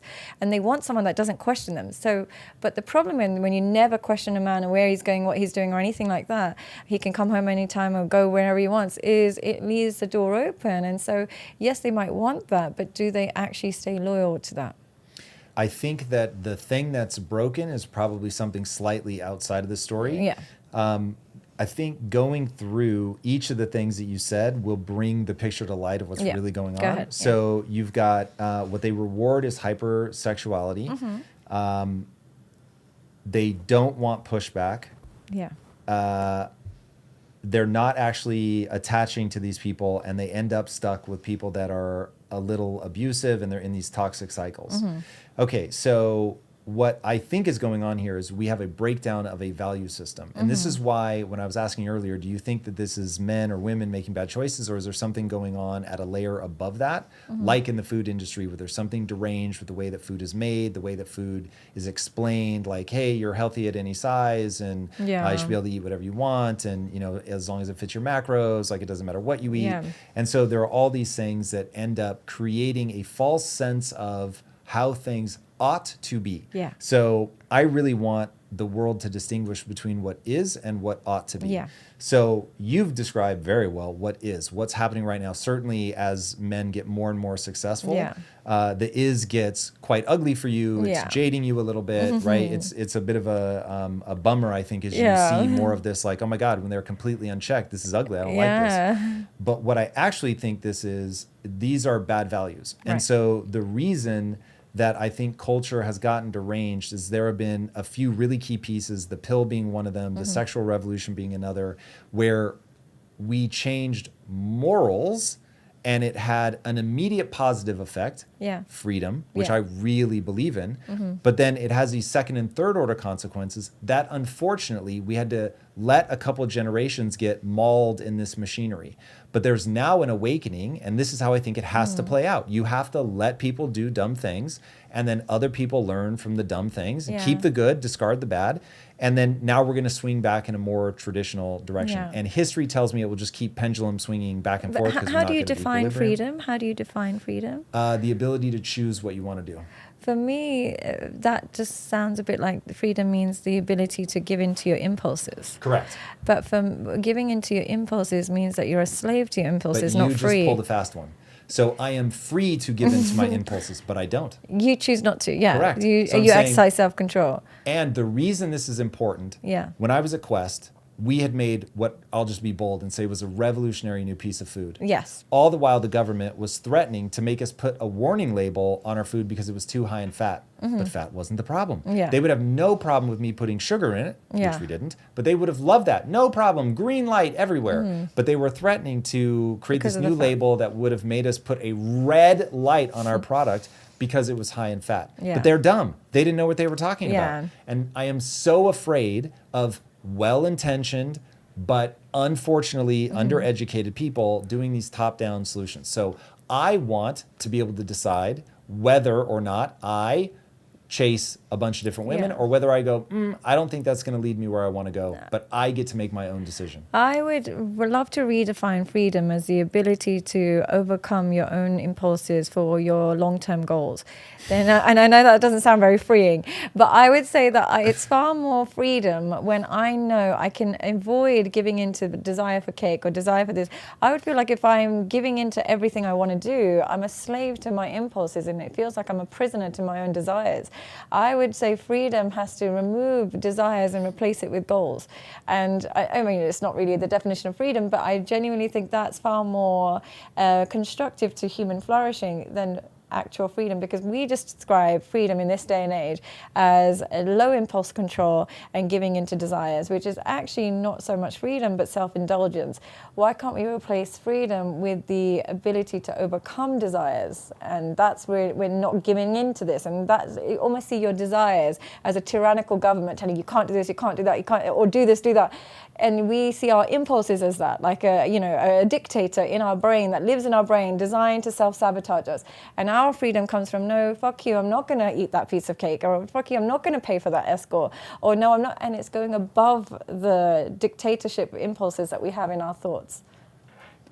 That is so brilliant. Aw. Do you know Jocko Willink? No. So, oh my God. So it is amazing that you and Jocko have come to the same conclusion. Oh, really? I think you're both what right. does Jocko do for a living? So he's a military leader, beyond extraordinary person, has since left the military, was a Navy SEAL, left the military, started several companies teaching leadership. But he has a phrase, discipline equals freedom. Right.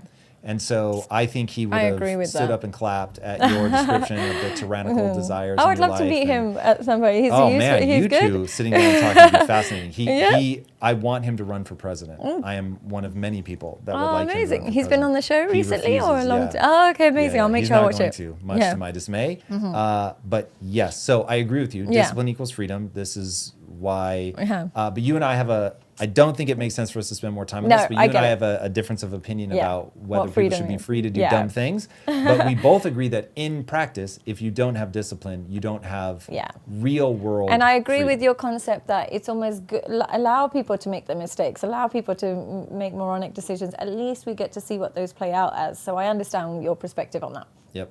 Yeah. Okay, so we have a value system gone awry. Yes. Is my takeaway. Yeah.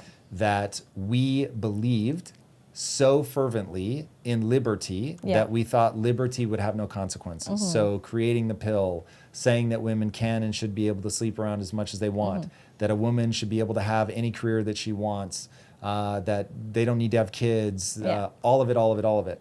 They should have the ability to choose that. Yeah. But there's a reason that Lisa and I say, hey, we've decided not to have kids. Yeah. P.S. This is a hyper dangerous strategy. Yeah. You should be very careful. Now, why do we say that? Because there are evolutionary algorithms running in your mind. The point is human flourishing. And we know that while this works for us, it's probably not going to work for everybody. Do you know what? I have also changed my mind a lot on like children for men as well. I would say to men, if you naturally have a low sex drive, have children. If you've got a hyper sex drive, do not have children. You'll end up causing a lot of mistakes in your marriage. And I know that sounds terrible, but Why does that sound terrible? because what I've noticed is men who have a really high sex drive, they then have a woman and they're very happy, and then they have kids. Women they change, their sex drive changes. So they become incapable of being monogamous in that situation, because obviously there's months or weeks or months without having sex. And more so than anything, the attention shifts to the child. So I think men should pay attention to whether or not they as a man can cope with long periods of celibacy. If you cannot, then don't think twice before just jumping in and having kids. Know yourself enough to know what is going to trigger your polygamy. And if you know that there's something that might trigger your polygamy, don't enter a monogamous relationship. Yes, that's very interesting. And so many of them get jealous with the amount of attention that a woman gives their children, and so many of them then start seeking a feeling of being loved and adored that they used to get from their wife. So look, here's what I always say to women that come to me and say, how do you find a loyal man? I say, look, there's two types of men. There are some men that are loyal to their wife, regardless. Throughout their marriage, they'll be loyal to their wife. There are other men who are loyal to the woman they fell in love with.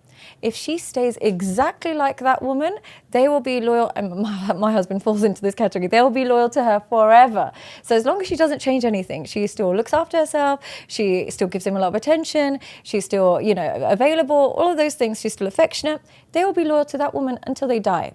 There's other men that will be loyal to their wife, so she can gain weight, she can lose weight, she can have kids, she can not have kids, she can be, have ups and downs, but they're loyal to that wife, they won't step out. You have to figure out which one of those your man is. If he's loyal to the woman that he fell in love with, you better stay exactly the same. If he's loyal to his wife, you can do whatever. He will be loyal. Do you think that's true? Well, you certainly described me. I am loyal to Lisa. And so I have a whole thing in my psychology about I want to know what it looks like to share a life. And so I married a woman who stayed at home, who took care of my needs, who was going to have kids, and she ended up turning into an entrepreneur and all of that. Now, what's interesting is that it's so funny when people watch the episode that I did recently with Lisa, they're like, oh, she wears the pants in the family, and oh, Tom's beta. It's like, bitch, if you watch the whole episode, you are going to realize very quickly that isn't true. No. That I have a really strong belief that my job is to uplift her and to help her become the best version of herself and who she wants to be. But that in no uncertain terms, and Lisa will be the first to tell you this, that my role is to be the emotionally stable one, to be the rock, to, if she's getting out of pocket, quite frankly, emotionally, I'm there to nudge her back in and bring her back in line, which is something that I've heard you talk a lot about. They define beta so childlike. If you just have a strong woman and you support her, oh, you're beta. Beta is simply a case that you have a wife that absolutely adores you and loves you. You can't really be beta when you have a woman like that, who is so unbelievably loyal, so dedicated to you, because whatever you've done has created that outcome in her. So you're by design alpha. Whereas beta, what I would say is when you have, in a relationship sense, is when you have a woman who's disrespectful, disloyal, is not madly in love with you, and instead of leaving, you reward that behavior. That is beta. But if you've got a very loving, loyal wife, which you, praise be to God, do have, it's impossibility for you to be a beta, because how did you manage to get this connection out of her? How did you get this dedication out of her? How did you get this loyalty out of her? So the dynamic can't be beta, in my opinion. Yeah, I haven't looked closely enough at the problem to know if a woman can really fall and commit to a beta male. There are relationships in my circle, people that I know but not well, where they very much fit the description of he really is beta and she really is alpha. I'm not inside their house. I don't know if it's But is she dedicated and loyal to him? It seems to be from the outside. Then it's limited in how beta. It might be just a case of he's a people pleaser or he's sensitive. But I really think beta is more of a case of rewarding disloyalty, rewarding promiscuity, or begging that for sure attention. Is a simp. Yeah. No doubt. Yeah, so I would say that's more what I lean into when I define beta. If your wife is loving and loyal to you, I don't care how you got that out of her, you got that out of her, so therefore your relationship is relatively good. But if she is disrespectful and disloyal, doesn't matter if you then stamp your authority and you've got muscles, you're still not alpha. You cannot be alpha. It's an impossibility. So I would just say that the level of loyalty that you've derived out of your wife would make it difficult for me to believe it's beta. Yeah, no, I very much agree that God, would I go into the alpha beta? At least Yeah, I used to I know, talk in these terms I for don't a long really talk time. into these terms. And So I also hate the high value, low value kind of. Yeah, Well, that got spoiled, didn't yeah. it? So I don't know why I'm hesitant. I don't like the terms alpha and beta, but Yeah. I will say, here's what I think is a mature dynamic. Yeah. There are things that I'm better at than my wife. In those moments, I should lead. There are things that my wife is better at than I am. Yeah. In those times, she should lead. When you balance it all out, my wife will tell you that I'm the right person to lead most of the time. Yeah. And so if you say, Lisa, who's the leader in the family? She'll say, it's my husband for sure, 100%. But I was a fool in the early days when I thought I had to lead all the time and Yeah. she would only respect me if I was like alpha dominant. Yeah. And so there is a lack of maturity Yeah. in that. Yeah. Well, good leadership is knowing when to delegate. Correct. And therefore, you have a wife that you can delegate things to. If you've chosen a wife that you can't delegate anything to and you just have to lead everything, you haven't got a wife, you've got a child. And that's not very good leadership. That's just poor delegation. Yeah. Yeah. And I think, so going back, okay, this is a breakdown of values. It's a breakdown of a vision of what the future really should look like, I Yeah. think, because I think that men now are in some ways getting confused about what they want. Do Yeah. I want a partner or do I want a sex toy? And if you want a sex toy, fine, but Yeah. there are trade-offs. You are going to give up a meaningful part of the human experience. Yeah. If you want a wife and you are letting women trample all over you, you're going to end up being the child in the relationship. Yeah. And so people really have to understand, like, one thing that happened to me, and we talked briefly in our last episode about this, but the girl that I was dating right before Lisa started to pull away. And I really am, I just live by a paradigm of things that I believe to be true. And one of the things that I believe to be true was, if somebody pulls away from you, the only wise response is to reciprocate and pull away from them. Yeah. And so she pulled away from me, I pulled away from her, and Yeah. then that brought her closer to me. Right. And I was like, I can't believe this works. And so I was like, okay, that's hysterical, but Yeah, but it fine, works. got it. I was also told that you need to be an asshole if you want to get laid. It's not that, it's confidence. But so literally, I'm not joking. Let's say I learned that at 5 p.m. on a Wednesday night. By 5 p.m. on Thursday, I was able to get laid. It was hysterical. It makes that much of a difference, yeah. From one day to the next, Yeah. because you actually now have the unlock. Oh, I get it. I can't have Yeah. fear of loss. Yeah. And once I was like, oh, I can't have fear of loss. Like, I just have to be like, this is who I am. If you're interested, great. And if not, then you'll walk away. And so I literally tried it as an experiment. I'm not kidding. Instant. Yes. And so I was like, this is hysterical. So this is what I talk about, predictive validity. When Yeah. you have figured out the thing that is true, Yeah. then it will meet the real world and it will actually work. So anyway, people just need to understand what their goal is, what they're trying to achieve, and then build a rule set that's actually going to get them there. But they also need to know what their values are. Yeah. Values are tied to how you believe the world ought to be, Yeah. and so that you'll respect yourself when you're by yourself. But here's what I would say to people. Your values are not what you think, it's what you do. So many people will think, my values are, I want somebody traditional. I've got values, I want a successful man, or whatever it is. But what do you do in your real world? Who do you actually connect with? Who do you actually reward?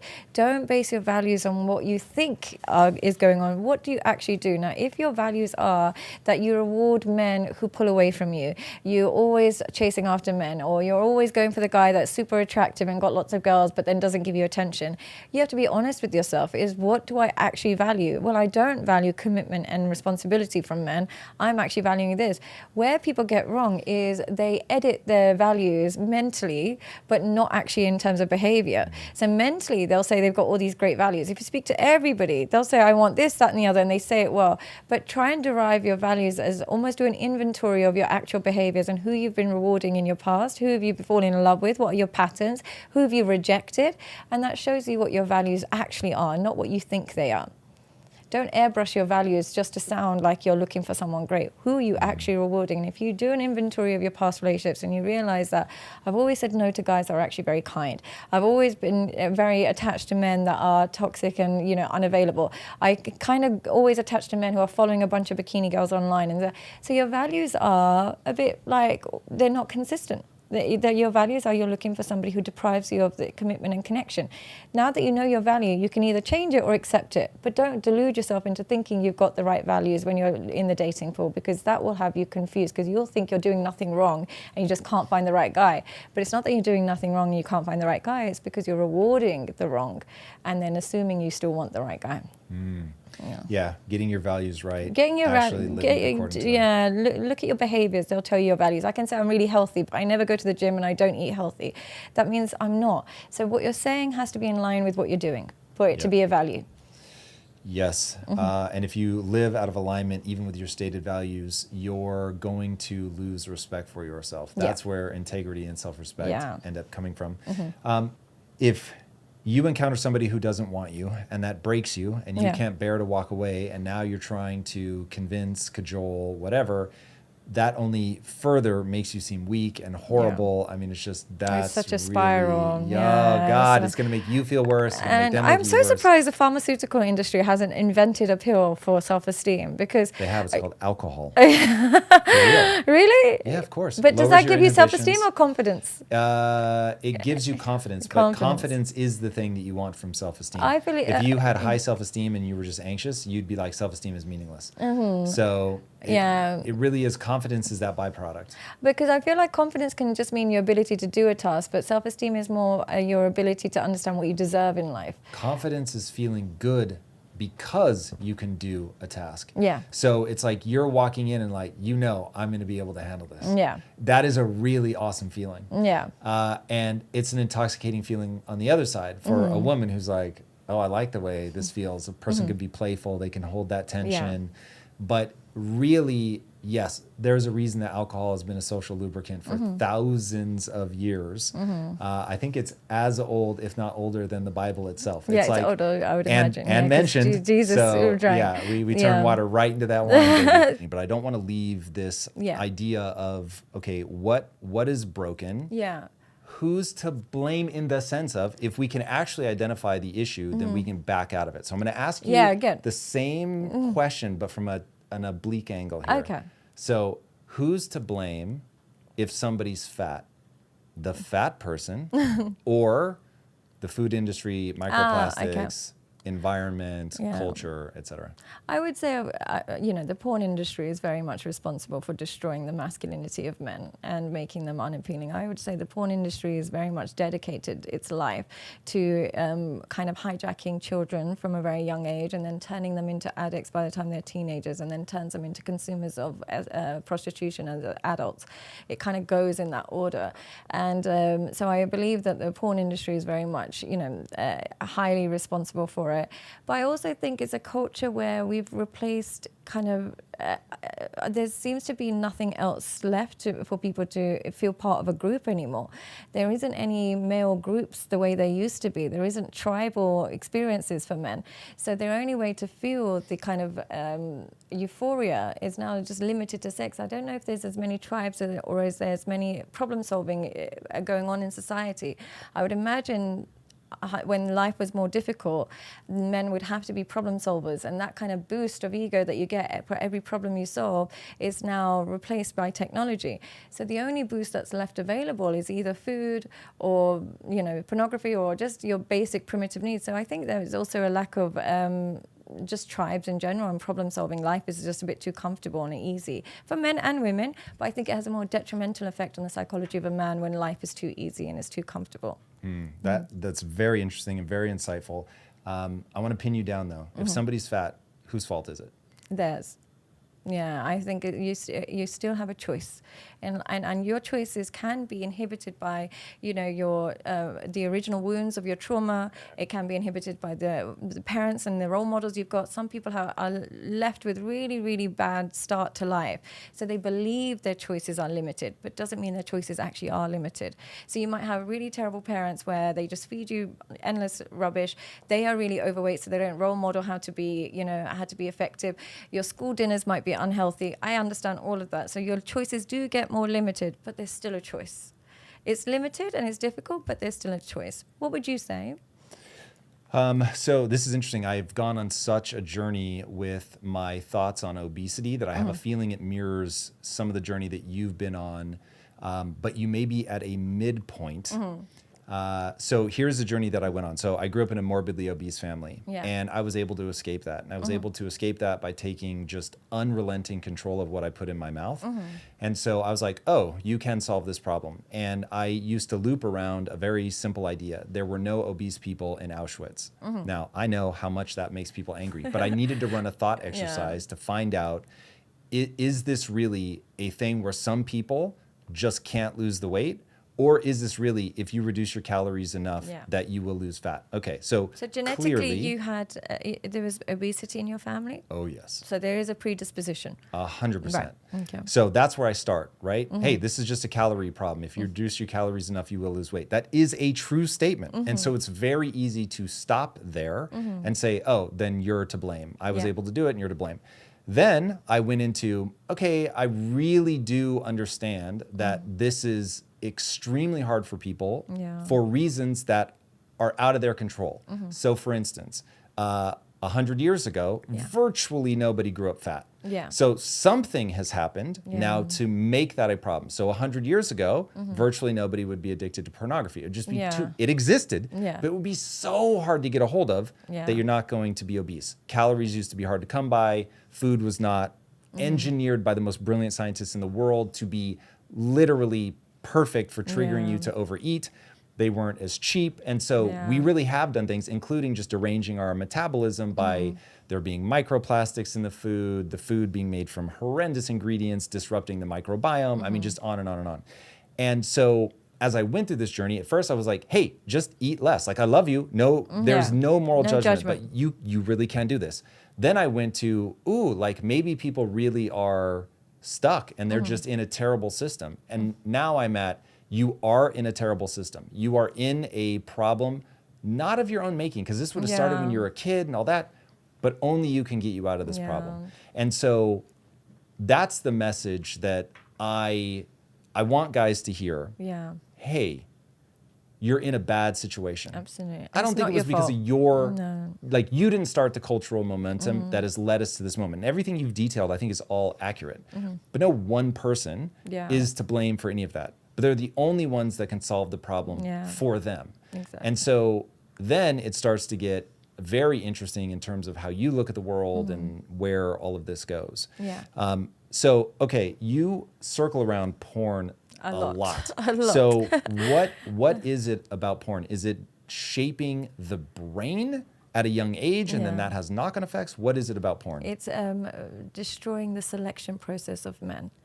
It's dehumanizing their selection process, and then they're so devastated when their women have no respect for them, have cheated on them, and left them with all their money, and now lives with their new boyfriend. But they don't realize it all stems from their poor selection, and their poor selection all came from pornography. I did a video recently where I explained that I'll have men who might live in the States or might live in India or something like that, but they are fixated on being with a young Colombian girl or a young Thai girl or a young girl from Ukraine, who's half their age, a quarter of their age, and speaks a completely different language. But they're like, that's my type. And I just thought to myself, I kept hearing it, and I was like thinking to myself, how do you have anything in common with a girl from this culture and doesn't speak the same language and is very young? How is that your type? And he's like, I've just always been attracted to it. And I was like, but then therefore your attraction is based entirely physically and nothing to do with reciprocity. Like, she's also attracted to me, and no other form of connection is important to you. So you have reduced women down to a vagina, and a vagina with a particular color, size, this, that, and the other, and age is now part of it, but that's what you've reduced it down to. That can't happen if you had constant real life experience with women, because you'd learn that women, yes, they're beautiful and they're sexy, but they're also, they're human, they bleed, and they go to the bathroom, and if you live with a woman, there's times of the month, there's so many messy, non-sexual things about them that it makes it difficult to attach them purely on sex, because that part of it will always kind of decrease over years.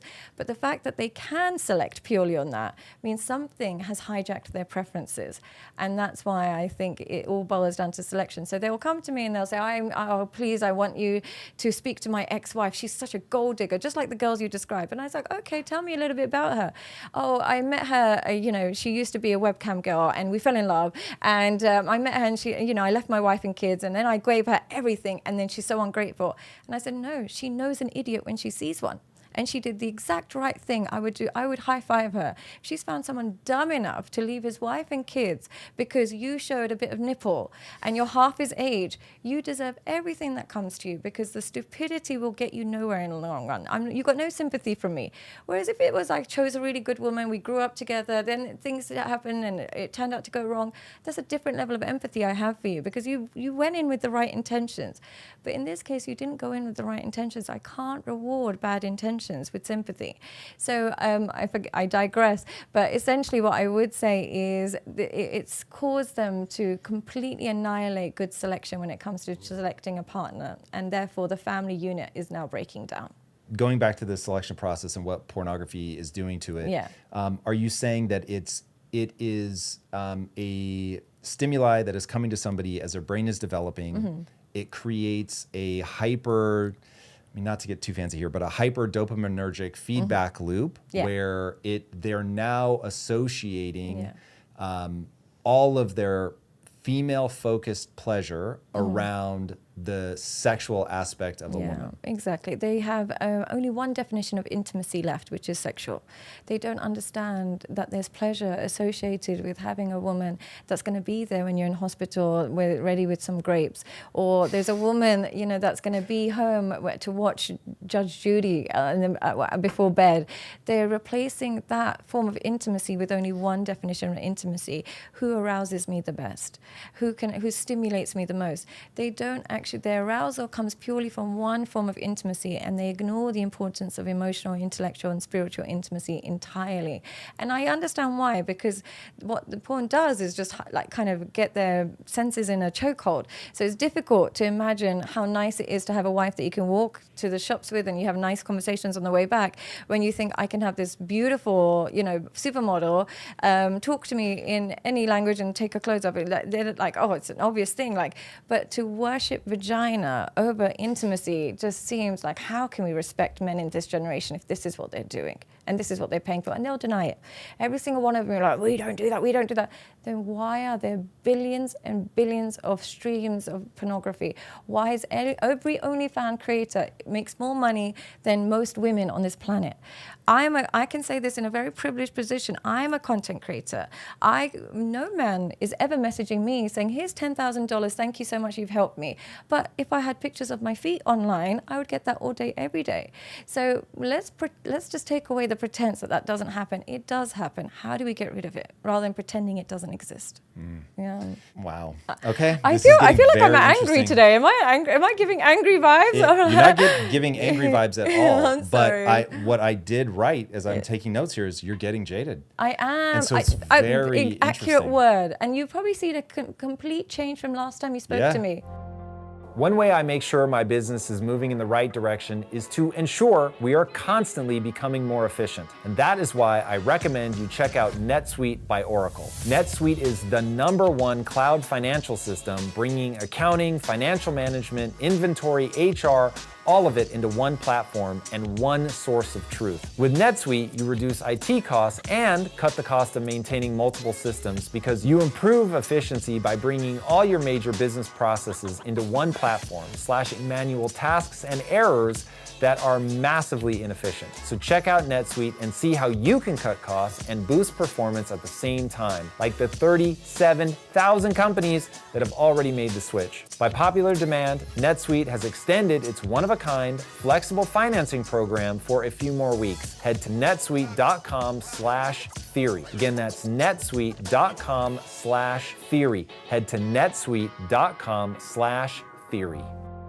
Last time you spoke to me, and anybody who spoke to me a year ago would have said it's so refreshing to see an advocate for men coming in a female form, because I am. That is genuinely my intention. I have a wonderful partner, I have a wonderful father, I have a wonderful men in my life. I've always had great relationships, but I forgot that I have high quality men in my life. They have a completely different perspective of women. When you speak to the majority of men, what's caused me to become jaded is I realize that they come to me again and again that they've been hurt, and naturally before I'd be on their side, like, what is she, like a sister, almost like a sister, I'd be like, what has she done to you? And then every time I trace it back, I'm like, why were you so obsessed with her? Oh, it always comes back to the sex. And they risk everything for it. So now I'm just like, they'll come to me and they'll say, look, I think I've got an anxious attachment. I think I've got this anxiety. I can't stop thinking about this one girl. And I'll say to her, was she the best sex you had? Yeah, but that's not why I loved her. I was like, tell me something else you liked about her. Well, she was quite rude and she never used to answer my calls. And I was like, that's what it is. Okay, bye. And that's what the phone call looks like now. Isn't that terrible? It's indicative of the moment that we're in. It may, though, be overly indicative of you as a therapist that is helping people through these problems. In the tiny so niche. there's a selection bias here where the people that fit that profile are going to come to you, especially because you really did make a name for yourself as like, hey guys, I understand you. I understand how we've ended up in this situation. Yeah. And that was really my intention. It really was. And I remember constantly saying to women, why don't you cook for your husband? It's such a joy in cooking for your husband. And why does it make you feel happy when you iron his clothes and you know he's got work? And why doesn't it make you feel good? And I would realize that I'm always giving that advice, but I didn't realize that the root for the appreciation has to come sexual first. And I've learned that over the year is you can do all of that, but until that part is not tapped in, because I've met some very good women who have said to me, but I do all of this, and he would vouch for it that I do everything, but he just says to me he can't be sexually loyal, or he just says to me he can't. I don't know why I'm shocked by that. Yeah. I've heard that before, but it's still scandalous to me. Yeah. I can't be sexually loyal. Yeah. Okay, that is But they can be loyal in the sense that they'll stay with you forever. But they want her to believe that this is just how men are designed. And I don't. It is how men are designed. Yeah. But what does that have to do with the relationship? Okay, we're going to come back to that. Yeah. Okay, I'm tracking now the transition where, okay, you're in the ring every day helping men and women overcome this issue of all the derangements that have come from apps, pornography, the modern world, the pill, sexual liberation, the just complete obliteration of traditional norms around sex, which I think guys would have all said, this is only good. We want to rush in that direction. And now we're seeing that there are second and third order consequences that are not ideal. But I would like to know, what's the role of women in all of this? What's happened is women can really manipulate this. They have learned tricks that can really manipulate this now, particularly if they grew up without a father. When you grow up with a mum who's a wife, she doesn't know these tricks. She doesn't know that this is how men operate. But when your mother's also learnt this, or she's become like that, she's understood this trick, what's happened is women can go in two directions. They either believe men on the surface and say, I want to be a really good girl. I'm not going to be this girl. I'm going to try and differentiate myself by being a traditional woman. And so she takes on the role of just being that woman that just wants to get married, settle down. She's not promiscuous. She's not really good. She actually avoids sexual contact with too many people. She wants to get married. But what will happen is the women on the other end will say, listen, you might end up married, I might end up married, we're both probably going to end up divorced, but I'll end up divorced with a really successful man, you're going to end up divorced and you're going to be paying his bills. And so the promiscuous women have learnt the tricks a lot better, because when you speak to the average earner, chances are he's going to be with an average woman who's not, an OnlyFans models. But when you speak to men who are in the millionaires and billionaires range, they only go for women who are like this. They select this, and this is what scared me the most. I think this is where I became a bit jaded. As I increased my popularity online, naturally my prices increased. So I used to be dealing with men. I was at like $50 an hour at one point when I first. So I was dealing with the average man who comes home from work and has the average problem. As I started dealing with the more successful man, as I grew and I started dealing with more successful men, I learned very quickly successful men, particularly if they had money young, and they reward the worst women. They reward women who, even when you look at rappers, if you look at rappers and who have both money and looks, usually they take care of themselves.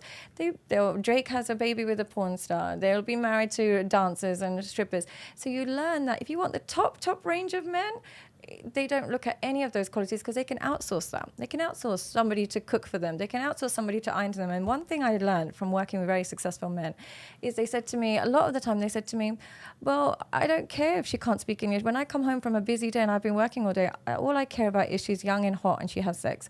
I don't care about anything else. So the busier they get, the less vetting they need because they're only looking for one item from their partner because they're too busy. They don't have the time to have this really intellectual conversation at the end of the day. They just want to get to bed. So as they get busier, the requirement decreases. So what's happening is we're rewarding the worst women in the world. Is they're getting the top end of, if you're looking at it in financial terms, they'll be more likely to access that higher end man. And I know you're a complete anomaly to this, so it sounds like a completely bizarre, but that's unfortunately what it looks like from my perspective.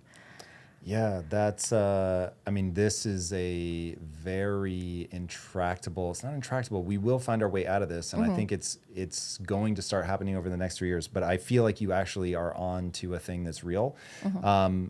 Okay, I want to keep pushing down the road of what the role of women is. Yeah. So I think the pill is the nuclear bomb that actually went off. Yeah, I agree And with that. I don't think people understand that we're living in the nuclear fallout and that there is a level of devastation that people have not accurately pinpointed to this problem. Now, before I can go down that road, I have to first say that I have a whole thesis around we all think we want to remove limitations. All of science is basically trying to remove limitations and make the formerly impossible possible. We celebrate that, and rightly so. But we're living at a moment in time where we're now being able to strip limitations that we probably shouldn't strip. Exactly, yeah. And so talk to me about women's role in sexual liberation, both from a moralistic drive where they were marching in the streets for their right to essentially be more promiscuous like men, taking the pill, which my wife was on the pill for ages. God bless the pill. I'm so grateful. It's how we avoided having children, which we'll certainly get into the importance of family and whether I'm a fool for not having one. Well, I think what happens is we've now completely eliminated with sex with its primary role, which is reproduction. And as a result, we can just give sex freely and we can drop our standards freely. As women, when we knew that if we sleep with a man, there's a potential of having his baby, we were far more selective. And that's what sex should be. It should be a very, very selective process and think, is his genes good enough? Is he worth risking dying for? Because that's what childbirth used to be. Now what the contraceptive pill did is give them the same kind of mindset towards sex as men have. And I'm not saying they've got it right either, but I'm just saying in general, both men and women have become so lax with who they sleep with. And as a result, they have kids with the wrong people. And therefore, it just means that there's no families left because we're having kids with the person that we slept with the most rather than the person that we actually valued and respected the most. And therefore, kids are being born out of two people who didn't actually have any fundamental love and respect for each other, but they're now co-parenting in the best case scenario. In worst case scenario, they're not even co-parenting. And therefore, we've got remnants of two parents that had no self-control. And that's in the form of children. And they're the ones that suffer. So I think the contraceptive pill's been awful for women. But also the one thing I would say is women cannot take criticism anymore. It's like they are incapable of it. And that's one of the reasons why I get so much negativity online from women is any form, they can worship me. I'll have women that will worship me at 1 minute. The moment I say that, but you should share custody and you should never deprive men of their father because they need, or children of their father, they need their father regardless if he cheated on you. It's got nothing to do with the child. Then they'll launch a campaign. So any criticism towards a woman is just completely shut down. So I think the inability to hear any criticism, I don't know if that's a new thing, but it just seems like they just can't hear an alternative perspective anymore. And I don't know, have you noticed that with women as well? Like they find it difficult to hear an alternative perspective?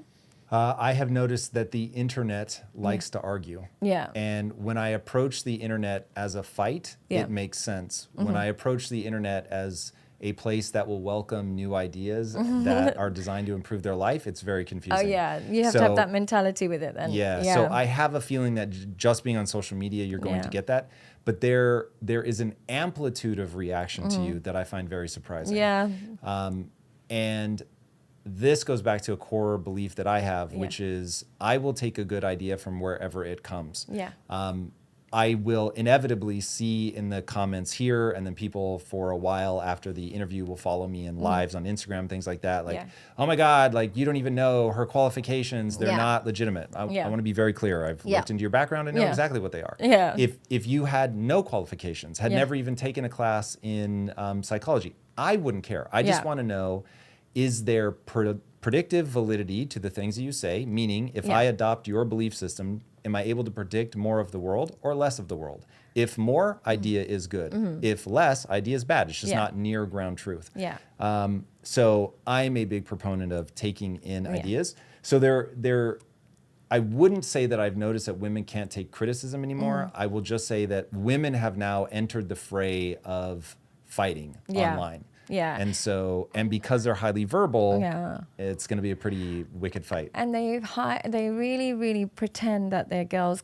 This is the thing with the comments and the belief system amongst these women, is that they have this empty banner that we're girls. But what they forget to realize is that women only support women that they're not threatened by. Simple as that. The moment there's an element of threat, they will not support that woman, or they'll support women that they feel that they're similar to. It's not a blanket statement. So when they say they're girls, particularly I get a lot of backlash from sometimes OnlyFans creators, and they're like, she's not a girl, she's not a girl. I'm like, what could be less of a girl's girl than a woman who has her boobs on your husband's screen every day? If you're a true girl's girl, you would feel so uncomfortable that you're contributing to a culture where men are sneaking away from their wives, making their wives feel so ugly because they would rather watch you play with yourself online than actually connect with their wife. How can you be a girl's girl when you're contributing to that in other people's marriages, and other women are suffering as a result? So this whole girls concept, I've never understood, firstly, because it's not true. Secondly, because why are we allowed to have this particular bias? If I said to you, I'm a white people's white person, or I'm a black person's black person, that would make no sense, because why are you on the side of the person who's similar to you on an arbitrary role? You should be on the side of the person that has, who you believe is more correct, or the person that has most sense. So this whole girls attitude is something that, I feel like I'm going to be left in the dust, because the men are going to hate me and the women are going to hate me. So it's going to be like an equal level. They can all just bond over how much they hate me. But it's just human nature is human nature. And I really do think my work as a therapist, and before I was so limited to just the people in my area and just the people around me, it was easy. Like, it was just like people I kind of knew and I understood. When you're open to the world and you're treating the world and you're treating people in the top levels of what they're going through, you start to get a little bit jaded. Like I feel like I sound jaded. I feel jaded by myself. I actually feel it. So I'm jaded by women's reaction to self-help. They just don't want self-help. They just want reiteration of what they believe is true. So they just want me to say, your ex was a narcissist. That's the only sentence they want to hear. He was a narcissist, gaslighting, breadcrumbing, the buzzwords. When you say something like, no, there's no such thing as a narcissist, I actually go around saying there's no such thing as a narcissist. I believe that there are people who are perpetual victims, and they like to find anyone that will abuse them and attach to them endlessly, and so that they can claim that title as a victim forever. And I believe that's a form of narcissism, because that way you don't have to improve and you can just stay the way you are and take no accountability. You attach to people who abuse you, and therefore you can remain a victim for the rest of your life and never improve. And that's nothing's more narcissistic than that. All right, we've got some black pill in the house today. Okay, no, God forbid. I wouldn't like to say that I'm black pill. I don't know if I'm just because I haven't spoken in a long time, or if I haven't been on a podcast for a long time. But I don't know if I'm just a bit moody. But am I coming across negative? You are coming across very negative. negative. Here's the thing. Yeah. This, I remind my team of this all the time. The truth is an absolute defense. Yeah. So if you're saying what you actually believe to be true, then we're good. So look, we'll keep working through all of this, map out the thinking, where things are broken. We'll get to how we get to the other side, which I know is your heart and soul. Yeah.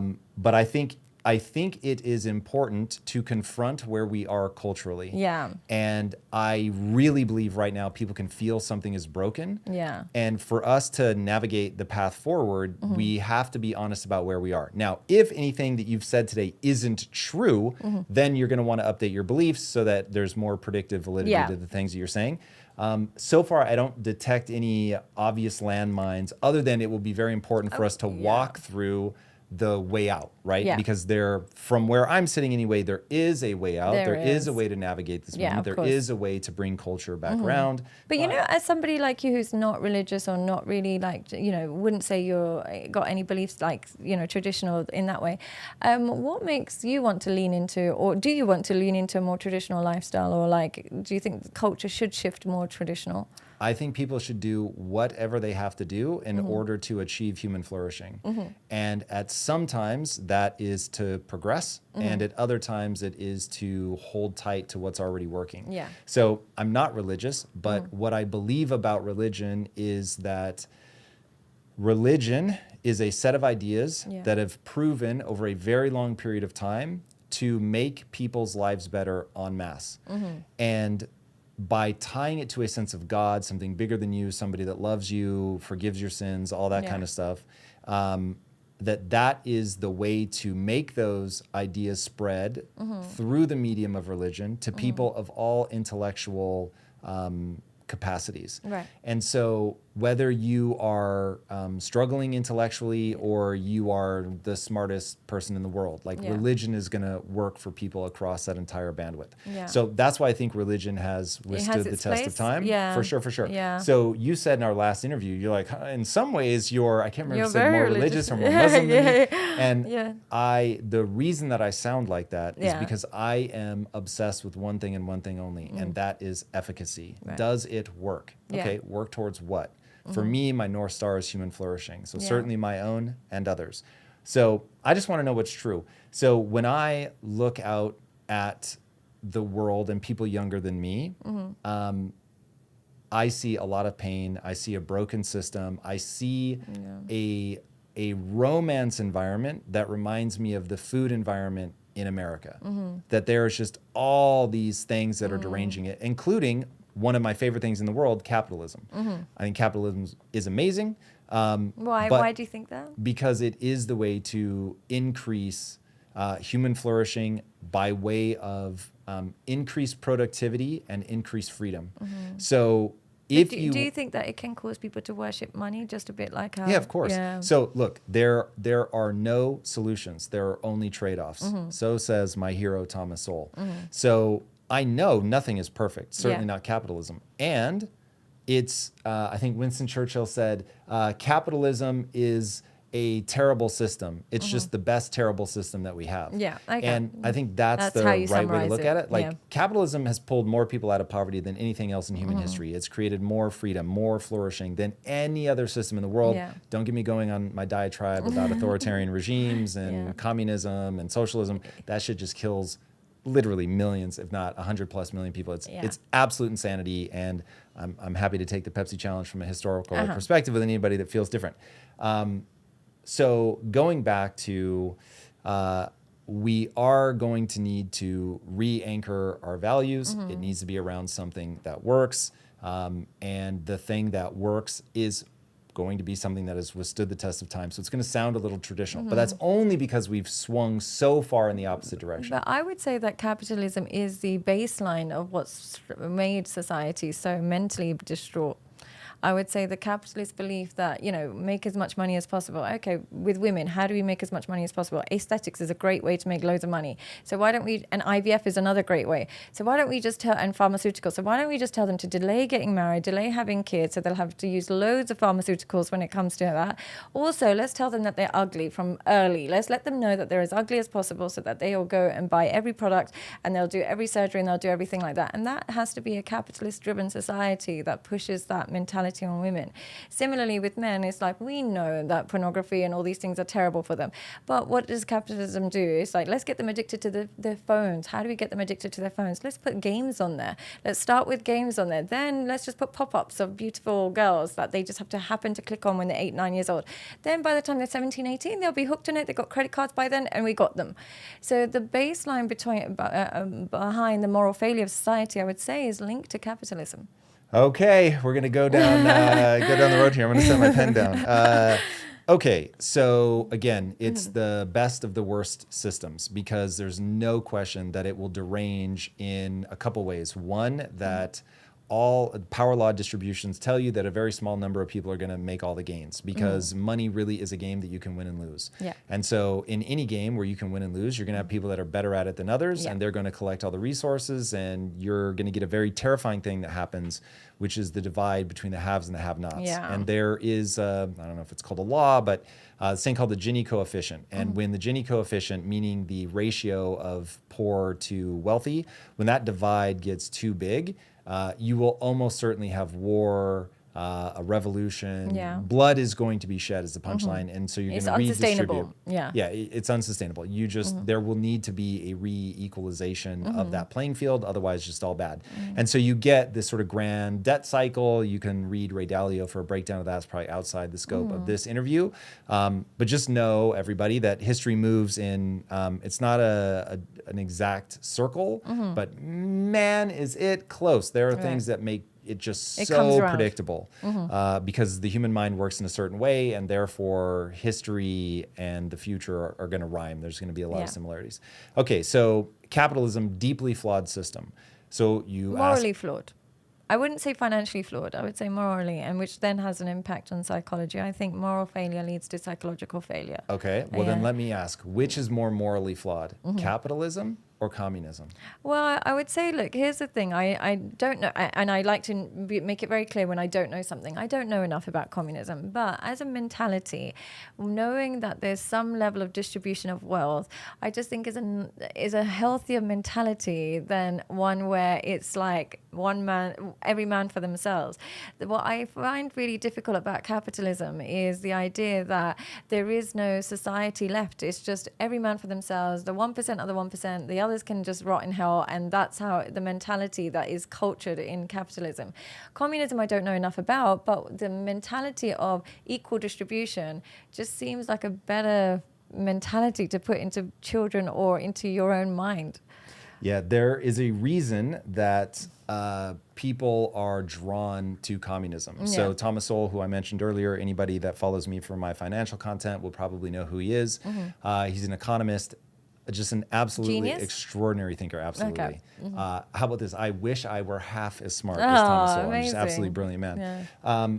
But he started out as a socialist for sure, maybe all the way to full communism. And then when anybody asks, hey, why'd you abandon the system? He said, I went to work for the government. And always gets a big laugh. Yeah. And what he means by that is that he saw the just freakish level of inefficiency. Right. So what ends up happening, and I'll use an analogy that will, while be absurd, it will point out the flaws in the system. Is beauty equally distributed? No. Okay. Would it be nice if it were? Absolutely. Okay. Should I go and scratch the faces of the beautiful to even the playing field out? No. Okay. So that's essentially But what you're we could doing. give procedures to the less attractive if we were playing that analogy. Okay. So, Yeah. but now the question becomes, how do you get people to do those surgeries? You have to pay them, right? Yeah. So you need doctors that spend an inordinate amount of time Yeah. getting good at their thing. They've got to be paid well. So now, how are we going to pay those doctors to do those procedures? Right. We're going to redistribute wealth, right? Right. We're going to tax people. Of course, like you should tax. Why would you not tax?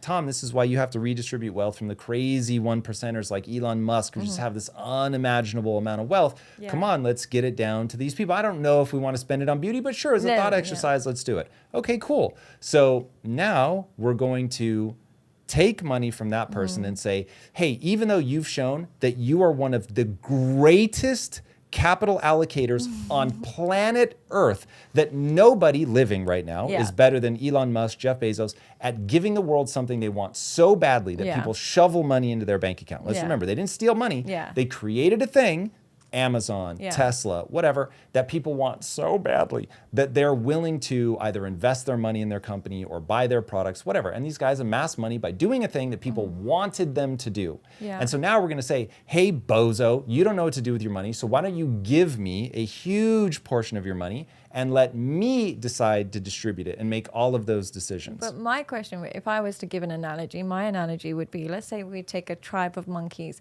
and they're all like one tribe. They all need to survive. They're one tribe of monkeys, and they find one big banana tree, and one of them decides he's going to take every single banana that has, hoard it, he can't even finish it, and give the rest of them half a banana to share amongst themselves.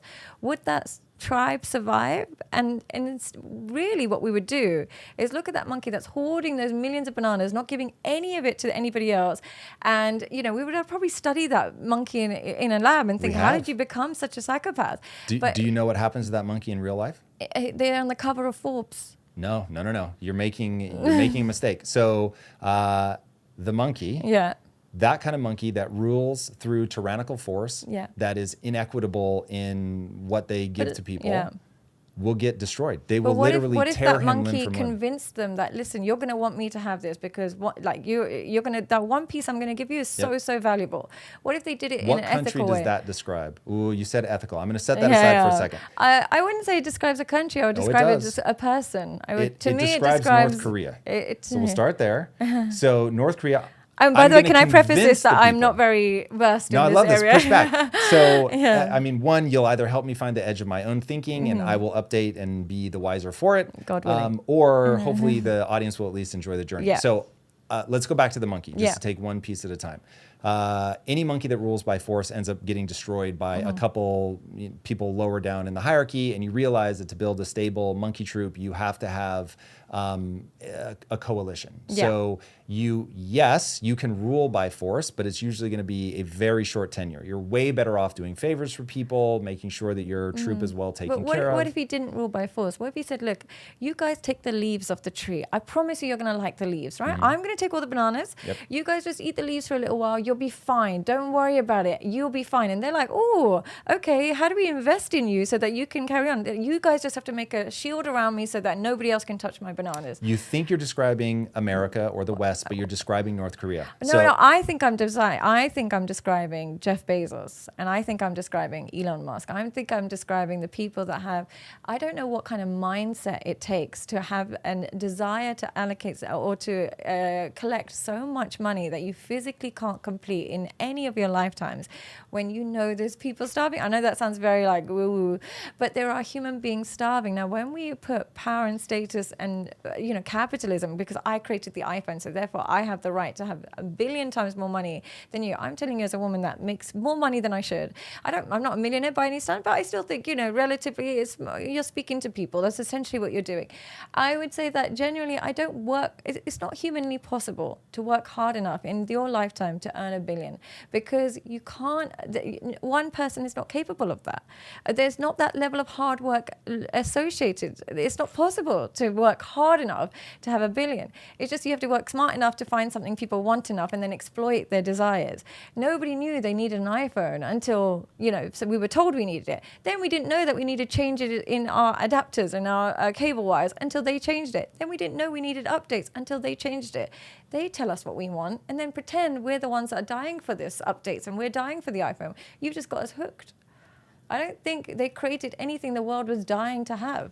I was not dying to have Amazon. I love it now. I wasn't dying to have an iPhone. I love it now, but that's because they gave us no alternatives. They created a market where we became a slave to what they produced rather than they produced something we're dying to have. Okay.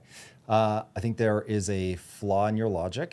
And so I want to go back to our monkey who is convincing the tribe that, hey, I'm going to take the bananas, but you're going to get the leaves. Leaves are going to be amazing. You're going to love them the most. And in fact, God wants you to have the leaves. And he wants me to have the bananas. Or maybe I am the representative of God here on earth, right? This is why dictators normally get rid of religion, so that they can be the sole focus. What ends up happening is you get slapped around by reality. So that person ends up running North Korea. And people start going, sorry, sir, hold on really fast. You having the bananas, they have a higher glucose content. It's got way more calories. So we're actually starving to death by eating the leaves. So we're going to need to have some of those bananas or we're going to start dying. Would somebody please kill him really fast? Because I can't have anybody saying that. And so all of a sudden, to make sure that they can monopolize the bananas, they just start killing people. This is top-down authoritarian rule 101. You kill dissenters. That's why that description doesn't become Elon Musk. it becomes North Korea. But- I'll get to it Yeah, because yeah. I know you really want me to address what's happening with I don't know if you call them a sociopath, but you're like, I want to study their brains. Yeah. These Elon Musk, these Jeff Bezos, like what the hell? The Mark Zuckerbergs of the world. Yes. So, one, let's all remember, I think capitalism is a flawed system. I just think it's the best of the flawed Yeah, because yeah. it doesn't require force. Yeah. So that's like my core thesis. It If you have requires a psychological system, force, though. I will Which I address believe is the a psychological bigger force. warfare. It's a bigger warfare. Yeah, absolutely. Okay, so Because it's a discrete. You don't realize it's going on. So there is you can't consent. do you know what the red famine is? No, I don't. Well, I hope that the red famine makes you feel a little bit differently about psychological force, which is a very interesting concept. And while we don't agree on the word force, I will consent to Yeah. it for the sake of this discussion. Okay, so let's say psychological force. Yeah.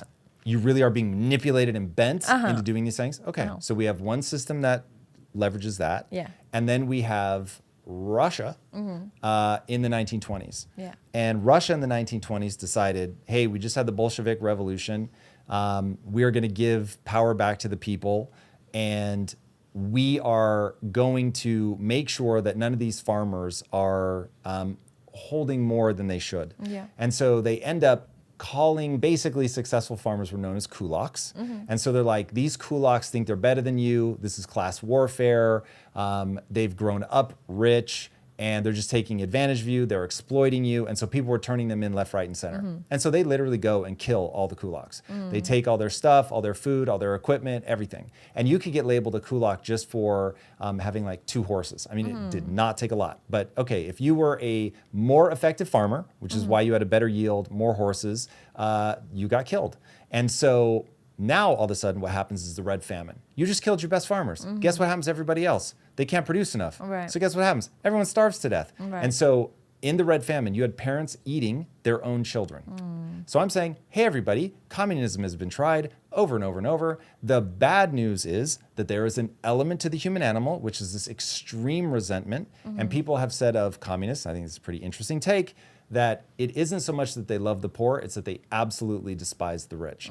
And so as the bar comes down for who is rich, and you just start killing, and I mean, we're talking about tens of millions in the case of Russia, probably north of 100 million, but at least 60 or 70 million in the case of Mao's China, you ultimately get people who go, but I have a better idea. And so all of these countries, China, Russia, what do they end up doing to try to get back to a strong position after they absolutely decimate their country and have people eating their own children? They open back up to capitalism. Because what you're saying is beauty's not evenly distributed. Intelligence is not evenly distributed. I think it's more dangerous when we penalize the poor than when we penalize the rich, because the poor have nothing to lose and they're more likely to risk crime. You're now moving off of psychological force Yeah. onto penalizing the poor. When did we start penalizing the poor? Well, as in you were saying that he was penalizing the rich. In Russia, they hated the rich so much. So they were destroying the rich, basically. And then as a result, the whole society trembled. But we live in a culture where we penalize the poor indirectly, because essentially they are not given the same rights. They're more likely to end up in jail, prison. Look, here's the thing. I really witnessed this a lot in lockdown. The billionaires were just above the law. For some reason, Amazon packages had no COVID, but your local bakery store who lives and breathes, needs their money, was not allowed to open. Uber Eats by could top-down authority or by bottom-up capitalism? By essentially the government, which is basically owned by lobbying and stuff, and they make all the decisions. So essentially, your local person whose bread and butter is their shop had to close down, but Amazon could deliver all day, every day. Uber Eats could deliver. You could have all the top people could still do what they wanted to do. So essentially, what you're doing is you're still penalizing the poor. They can't go to get medical care, but I'm sure the top can. So when you kind of deprive those that have got nothing to lose, you create a society filled with crime, and you create a society filled with risk taking and more likely to use coping mechanisms involving drugs. So you're more likely to create societal damage when you penalize the poor than when you penalize just Jeff Bezos or someone. One, I will agree with that statement. I just won't agree that that's what happened. So I don't think you want to penalize anybody. Yeah. I think that's where we start. what we witnessed in COVID was a complete derangement. Yeah. That was insane, basically from top to bottom. Yeah, everything about it. Yep. And so At the time, were you really pro it, or did you kind of spot that this is a bit bizarre? I spotted that it was bizarre, but I had no frame of reference for it whatsoever. So I felt like I'd been punched in the head and I was completely dazed. Yeah. And I was just like, I don't know how to make heads or tails of this. I just know something is broken. This doesn't make sense. I did not have a frame of reference for a corrupt government, which I know is just hopelessly naive. Yeah. But I did not come in. I came in with the doe eyes of an 80s American child who was just like, America's the best. So I was really caught off guard. Yeah. So in no way, shape, or form do I think that COVID was handled well. I think that was an absolute nightmare of top-down authoritarian rule, which is the whole thing I'm trying to avoid. Yeah. Again, I think capitalism is a deeply flawed system. It is just the best system that we have. If you socialize corporations, now you're really in dangerous territory. Yeah. Don't want to go too far down that path. Yeah. The only thing that I will come back to is psychological force. So this idea of what is worse, where we're going for something more communistic, where we're using authoritarian force, or psychological force where we manipulate. Is that a reasonable word? Look, here's the thing. Because I observe human behavior, and I would always say that the most dangerous people are those that manipulate you into thinking that they mean well when they don't. And I'd rather somebody stab me from the front than behind. It's almost easier when you know somebody's a bit crazy than when they're not. And I think governments where they pretend they've got your best interest inside when they really haven't, at least you know what they're like. The ones that are obviously bad, firstly, there's common consensus, everyone agrees that they're obviously bad, but also you can make a choice whether you want to be part of it or not.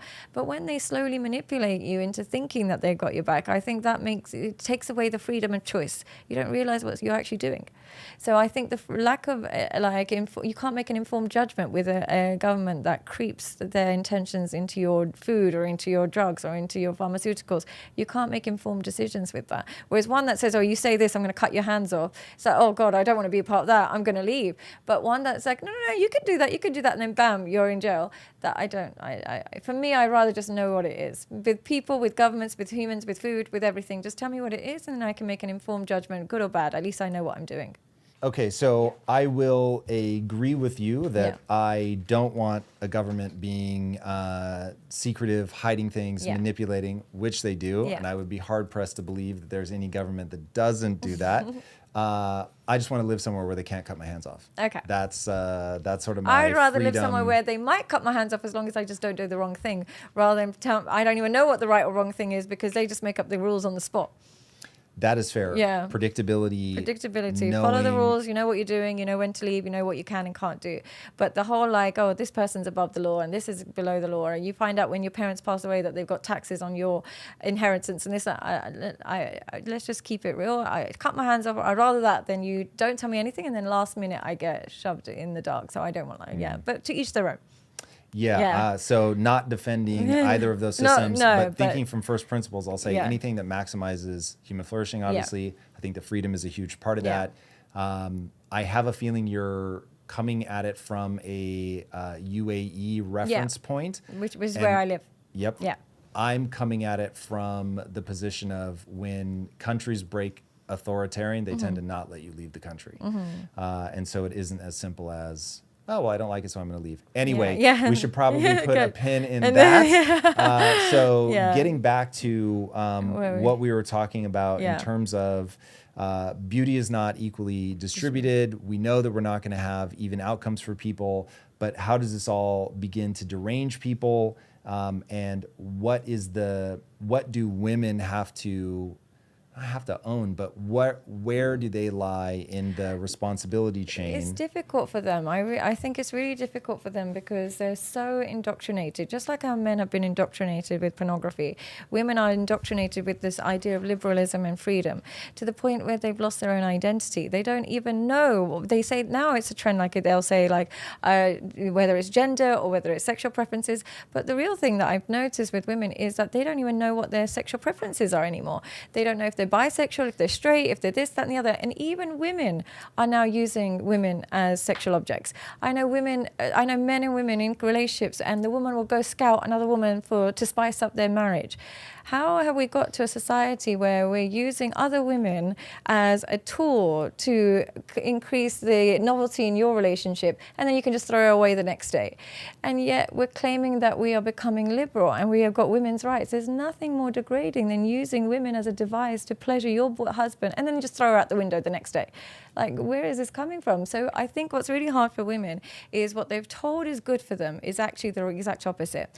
I have an Instagram account which I got deactivated recently, and it had originally it was on like 800,000. They deactivated it, and I knew there was somebody in Meta that was deactivating it. So I spoke to the people on top to get it back. Unfortunately for me, it landed in the hands of a woman, and I knew as soon as I saw the name Heidi Tram, I knew straight away they're not going to help me. But they said, no, we deactivated your account. It wasn't done by Meta because you left a comment that was unacceptable. And the comment was, you guys can, women can be sluts, men can be sluts, but it's nothing. I will never condone slutty behavior on my page. If you want liberal values, you can have that, but on my page, I don't condone people sleeping around.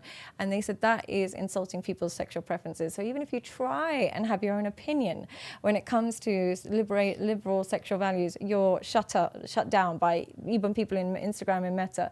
So I don't think there is a way of kind of getting them to understand that their identity is being completely destroyed, and what they're told is good for them is actually the exact opposite. What they're told is liberating is actually more and more objectification of women.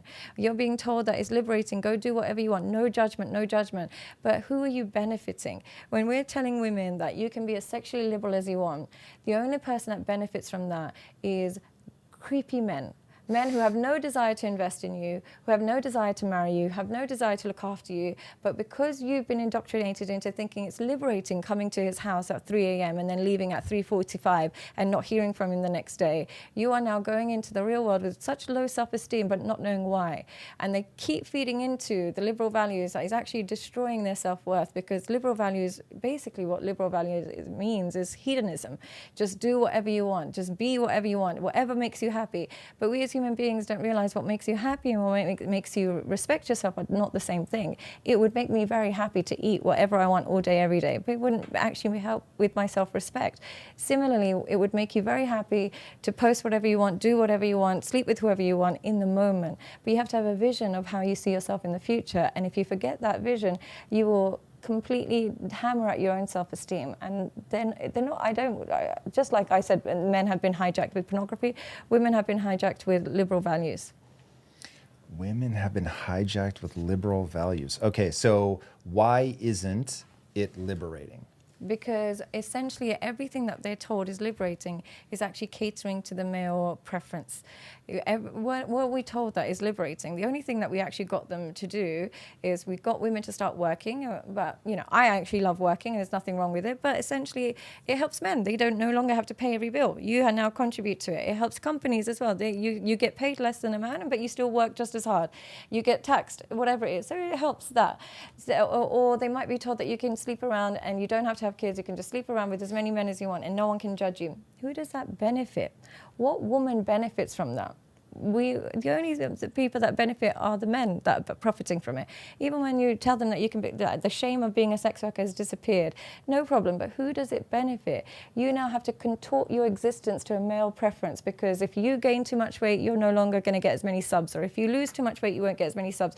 So instead of being your own individual, you have to think, what do men like? And that's what I have to be in order to get this liberating existence. It's the least liberating existence there can ever be. If women are able to use promiscuity to get men, which is something that you said earlier. Yeah, which they do. Yeah. Have we not given them a tool that they can use to great effect? It's given them a tool to access the men they don't want. because we don't respect the men that we can manipulate through promiscuity. Because if I can manipulate you through my promiscuity, so can she, so can she, so can she. You are not a man of substance. So yes, I might be able to use and abuse you for a limited period, but in the long run, do I respect you? Do I want to be with you? Can I be myself with you? Can I really show you what my true intentions are, or do I have to be a bit sneaky? Can you guide me? Absolutely not. How can a man that I can manipulate sexually guide me in any area of life? I'll be like, shut up, you don't, I know how to manipulate you. How would you know what to tell me what to do? So yes, you can access men, and you can access very, very, very successful men and get a very great life for yourself. But you can't access true intimacy and connection with those types of men, because those men don't want true intimacy and connection. Should people be able to choose for themselves, or do you think that restrictions should be placed on people? Restrictions should always be placed on people, absolutely. As long as the person doing the restrictions has their best interest in mind. I think one of the things, I've been online and, I get a lot of positive and negative, but one of the positives I always get is sometimes they'll say to me, how do you know all of this? How do you know, like, where did you figure this out? Or how come you're so traditional? Where do you get that? I don't necessarily think I'm traditional. I just always had parents that guided me. Now, if I didn't have that, of course, if I had this level of if I had a monopoly on the internet, of course I would use that for financial gains, and I would just be, in a private jet and doing all of these. But I had restrictions growing up. Now, what those restrictions led to, for me personally, and not for everybody, for me personally, what it meant is there was a cap on how much I can indulge in my own desires. There's a cap to it, because I would have parents that would kind of restrict me. So because my selfish desires were capped because of my restrictions, I then had to think outside of what just makes me happy in the moment. And I had to kind of find a different identity. So I think if we don't give people any restrictions, where would they draw the line? If I gave a man no restriction on what type of woman he wants, how do we know, where does it get to? If we give them complete, utter freedom. Similarly, if you give women complete, utter freedom of what they want out of life, most people will find that they need someone, they need something, even if it's not their parents, but somebody that loves them, that restricts them. They need some kind of guidance. Do you think people need restrictions or no? I think that restrictions are beyond critical, that the sanity will come from time-tested restrictions, but I think people have to be free to choose to be morons. And so it's interesting, what I'm realizing is I think we have a core disagreement at the level of values. Yeah. So what would be one restriction you think everyone should follow? What would be one law? That will lead to human flourishing? Or just in your opinion? If you want to get to human flourishing, you should restrict your diet massively. Okay, that's a good one. I don't think it should be imposed top down, and I think you should be allowed to eat or drink yourself to death. And if you want to shoot heroin until you die, go for it. It would not be what I advise, and I'd be very sad to see anybody I love make that decision. But as you were going, I wrote what I believe, which is give me liberty or give me death. Like I'm such a 80s American. It's hilarious. But I think you believe that because you naturally have self-control. That is a big part of it for sure. But I also believe, again, North Star, human flourishing, I don't think you can have human flourishing with authoritarian top-down rule. But I think you can't have human flourishing with no restrictions. We both agree. Yeah. So now the question becomes not, do we need restrictions? We both agree. We need restrictions. The question becomes, how do you get the restrictions? So Sadia Khan. Well, I'm going to be biased with that. Please? Well, I'm religious, so it's always going to come from what I believe is sent by God, because only, in my personal opinion, only God has our long-term plan in mind, and actually cares about our well-being. Everybody else is motivated by either money or power or something, status. Whereas for me, I'm going to give a very boring answer, and it's not very interesting. But for me, like I think I mentioned last time, I was just very lucky that my perspective, and this is something my partner finds a bit like, he thinks I'm just a bit too gullible, but I'm very lucky that every restriction that's placed on me through religion, even though I might not follow tolerate, like for example, I don't cover my hair, I still agree with everything. And if I don't agree with anything, if I find something I don't agree with, I always just say, well, Sadia, you've probably misunderstood what God meant in that moment. So I agree with the no alcohol, I agree with the no sex before marriage, I agree with being modestly dressed, I agree with so many things that and now also another thing that I've learned, which is, I wouldn't tell my husband this, but one thing I have learned is I now understand why men are allowed more than one wife. And through my work, and do you know why I've learnt this through my work? 9 times out of 10, when a man comes to me with some issues with his wife, it's usually related to sex. And what happens with women is when they are madly in love with you, in the beginning stages, they're very sexually open, so on and so forth. And they give you a good 10, 15 years, they'll give it to you. And then after kids and after time, they're like, we'd had our sex days. Like, we don't need to still have sex. Come on, we're like 50 years old now, we're 60 years old. Women can sometimes go years without wanting it or needing it. They're content with cuddles, but when they're fully secure in their relationship, they're content with very little sexual contact. Men, particularly where men are a bit afraid to ask for it, their drive just doesn't decrease over the years. It just doesn't change. For women, it very much changes. For men, it just does not change. And I remember thinking that, oh God, I can't imagine being still sexual like at 50, 60 years old, but I'm sure my husband would be in his grave still wanting sex. So I think that it's something that men don't change that aspect, and women fluctuate a lot with that aspect. So I can almost see why sometimes it's like, if they don't have another wife, they're just going to have a mistress, or they're going to do some nonsense, or they're going to destroy their marriage in some way, shape or form, or not, if that aspect is missing. So giving people the concept of a second wife there, where they actually have to be responsible and love and dedicated to another woman, would make him think twice. Whereas when he can just get a prostitute and it's more likely that he's just going to indulge in that more regularly and often. If I was a religious man and I had one wife and she's not giving me sex, and I was truly religious, I'd be like, oh God, I've got to find another wife. That's going to take long, and she might be difficult, and mum like, blah, blah. It's a lot of thought. Whereas if I'm not a religious man and my wife is not giving me sex, I'll just go to the local brothel and potentially bring all sorts of diseases, or get into a different kind of world that is all sorts of disgust. So I can even see things that I never thought I would agree with. God shows me through life experience that He's always right. Okay. What do you think about that? I think this is really insightful. And going back to, while I'm not religious, I think religion is the medium. Do you think that men can have 2 wives, or what do you think? I will answer that question in a moment. But first, I want to understand if you agree that God is always right, that there have been times where at first you think He's wrong, only to then realize He's right. Yeah. Why don't you wear a hijab? Oh, great question. Vanity is the only answer. That's the only answer. I have tried many times, and I felt, at the time I was working in an environment, and I felt like it was, I'll be honest, it was in a British school, and British people are like, automatically they assume that you're going to be very different. Here's the thing with British, I don't mean to use the word racism or anything like that, but British culture is very different to American culture. It's not racist in terms of your skin color. If you are black, white, it's not really a skin color, it's a culture that they're racist about. So if you have the same British values as everybody else, they don't really have a problem with you. You can be black, you can be Indian, you can be Asian, there's no discrimination. But if you show that you have very different to British values, like you might be Muslim, or you might be, have completely different moral values, there is an instant, I wouldn't call it racism, but there's an instant discrimination against them, believing that you're not going to have anything in common with them, or believing that you're not part of them, or believe there's some kind of cap to your progress. So because I felt that, I ended up removing it. But I do believe in modesty. I do believe in it. I don't practice it myself, but I do see the benefits in it. My mum doesn't wear it. None of my family members, none of my sisters wear it. So I wasn't raised in a household with it. And it's something I've always aspired to, but I haven't got to. And then I just went online, and I thought it was just, I just do 1 or 2 pictures online, but it became a thing.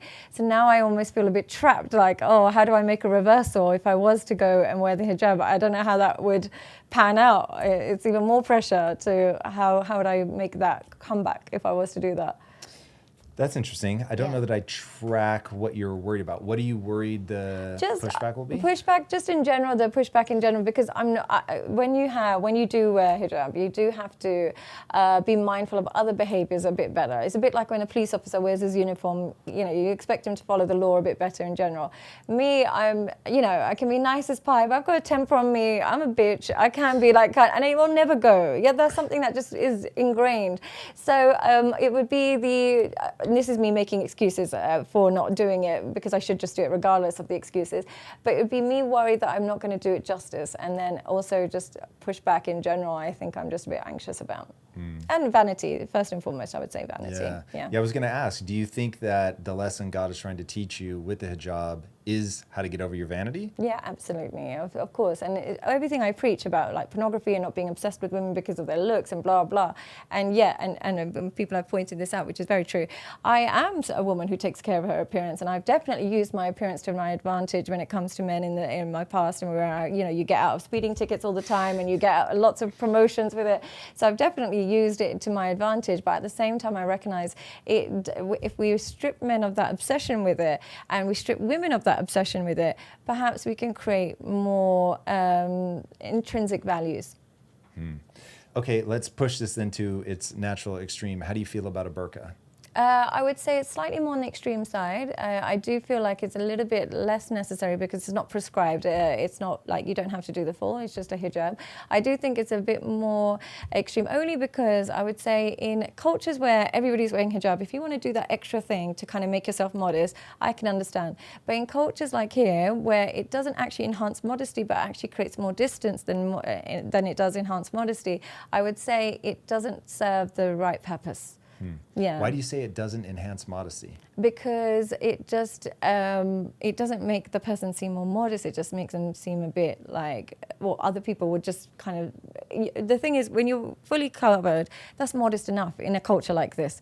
And maybe in a culture where Saudi, where everybody's in hand, you can still stand out with your face. But in a culture like this, you kind of almost, when someone's fully covered, they're modest enough. The extra part actually draws more attention, I think. So it can actually reduce the modesty because it can actually draw more attention to it. But that's no offense to it. I admire people's dedication, but personally, from a personal perspective, I'd say in this culture, it attracts more attention than it decreases.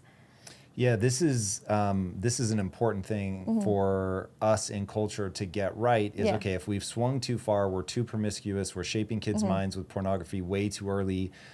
We create an incentive system for women to use their sexuality to get early, easy wins, and that all of that put together begins to derange culture. Then you start saying, okay, so then how do we stop this? Do we just completely ban pornography from existing? Do we force people to cover up so that you can't see it? If we're going to make them cover up their hair, do we make them cover up their whole bodies? Do we put them in a burqa? Like, how far do we go? And how about, like how you said, capitalism is the worst problem, like it's the best of the worst problems.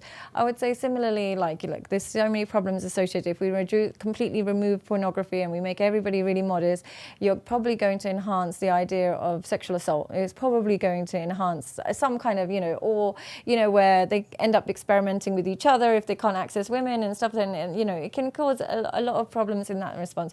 You just have to pick the problem that you're willing to handle, and whichever problems are more manageable. But I've never tried alcohol. Yeah, I do. Yeah, it's I remember I said You're not that. missing anything. So, yeah. Look, do you drink much or no? Much, definitely not. So I'll drink a few times a year. Unfortunately, I said this exact thing in our last episode. It makes me feel like I'm suppressing the urge to dance on a table. It's just really destructive to the body. Right. Now, because I am unreasonably disciplined, even when I'm drunk, I don't do stupid things. So that isn't my problem. It's just too So destructive. what is your which area of your life where is your self-control kind of compromised? The audience will be very bored by this answer, but there's one area, and it's actually devastating. There's one area where I have just no discipline whatsoever. I cannot find a way to embrace that you can be anything you want in life, but not everything. And so I am constantly trying to do too many things. Right. So even if I were to teach you what to do from a business perspective, I would say you have to narrow your focus. Even look at the interviews. Like the YouTube algorithm would say, just do episodes on finance. Yeah. And here we are talking about relationships. And also the length of them. Yeah, the length of them. YouTube would suggest that, you keep it within. YouTube rewards me for longer episodes. You have really great views for longer. If I did a 4-hour episode, then we'd really be in business. It is almost directly correlated. How do you find that? Because not many people can get that, like that many views from such long content. You have to run the experiment. So here's what you need. You need some percentage of your audience who's like, no matter how long this is, I will watch every minute of it. And so your average view duration gets longer the longer the episode.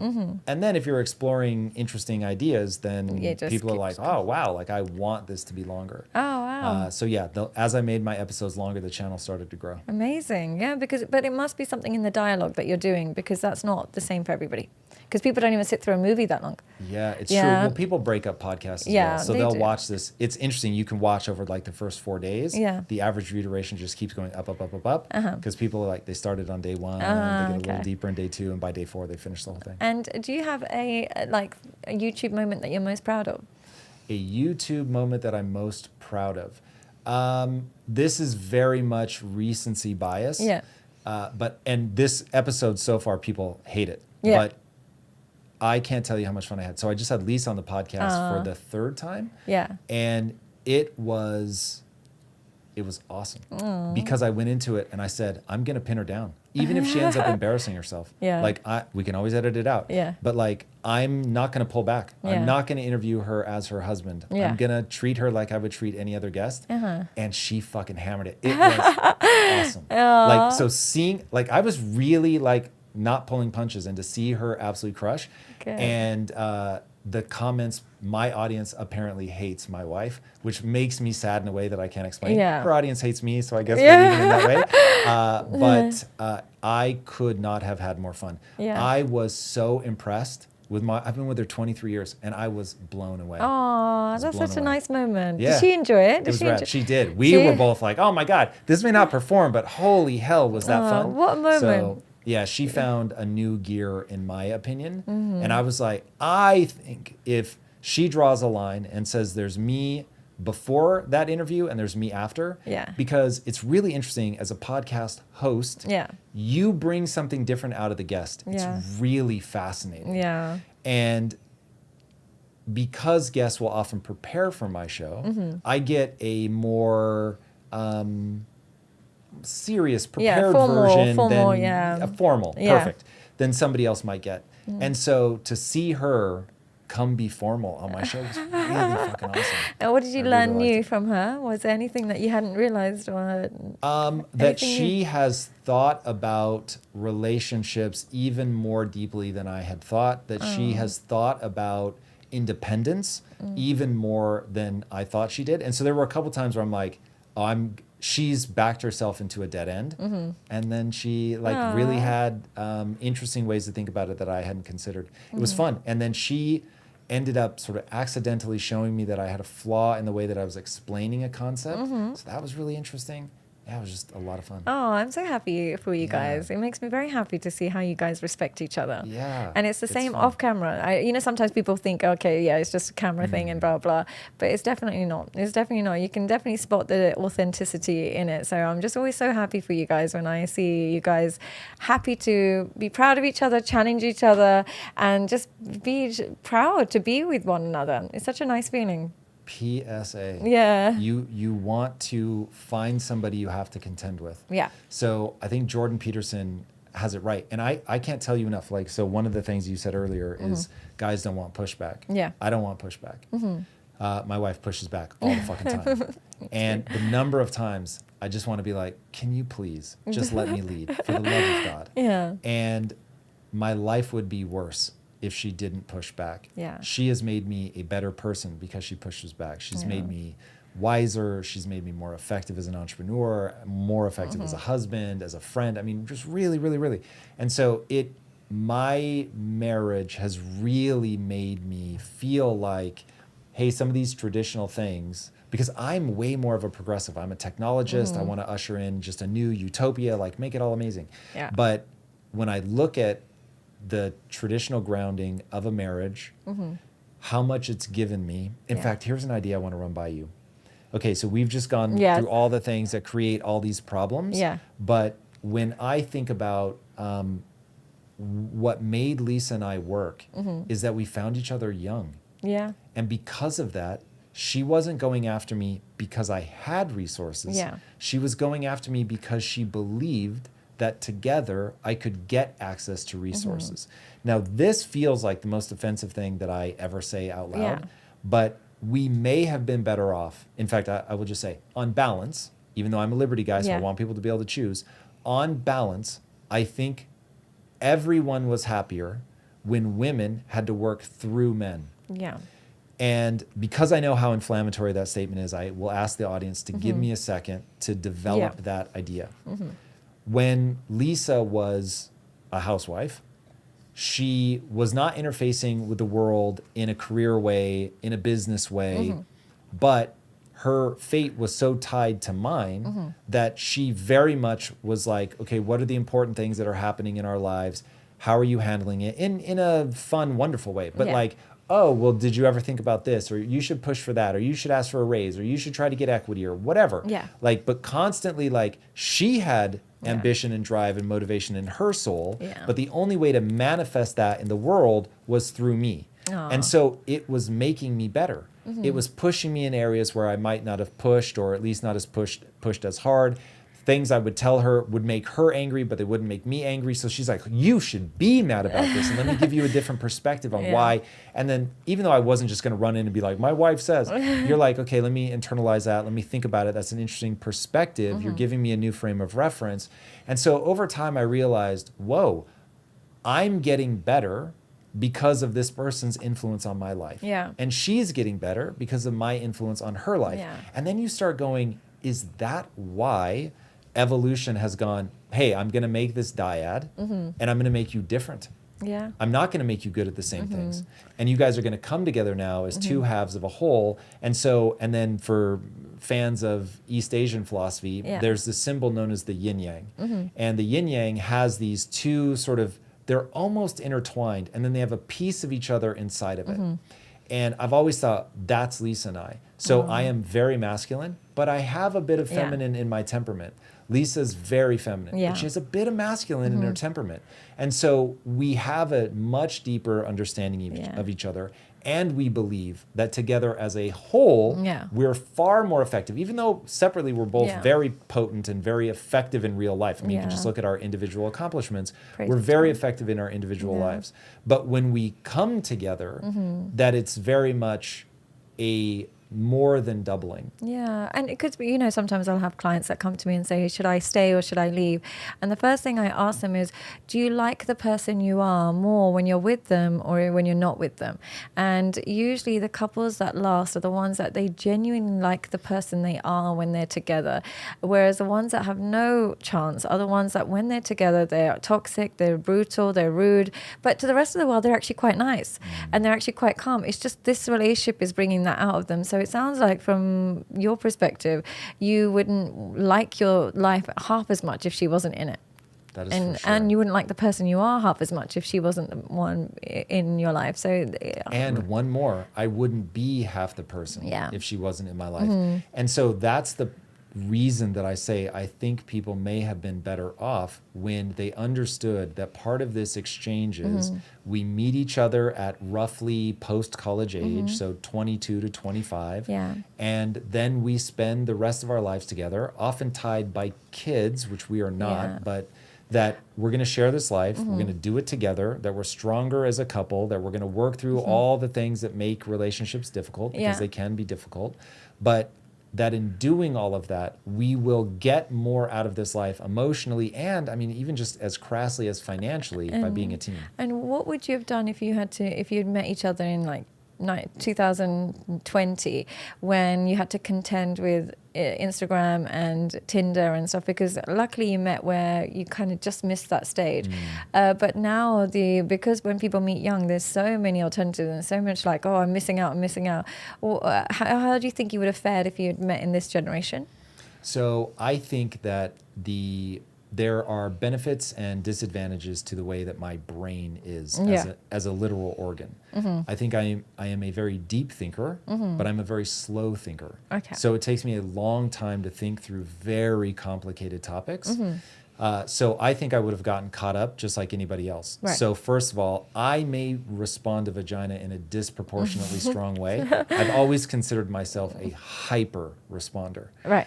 To vaginas or just, yes. oh, wow, really? Yeah. So I won't embarrass my wife, but yes, like You that just- for sure is a Yeah. thing for me.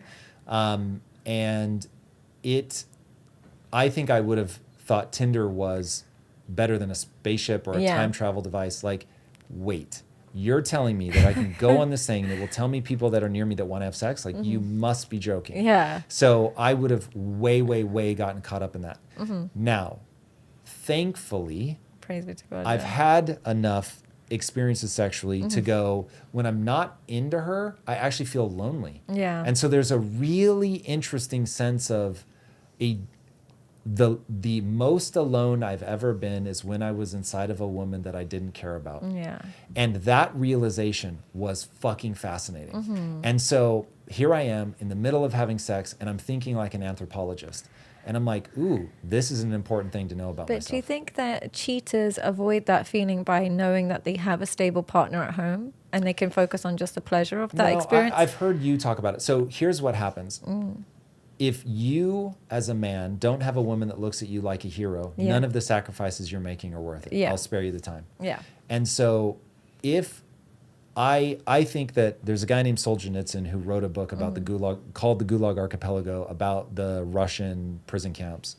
And in it, he says, you have to understand that if only it was a bunch of evil people doing evil deeds, Yeah. then we could just go find them, kill them, and we'd be done. But Yeah. the reality is that the line between good and evil runs straight through every human heart. Right. So I imagine myself as the person that would be the fool. And so I know that I would get to the point where I wanted to cheat so badly, I would go to Lisa and say, this either has to change or I'm leaving you. Yeah.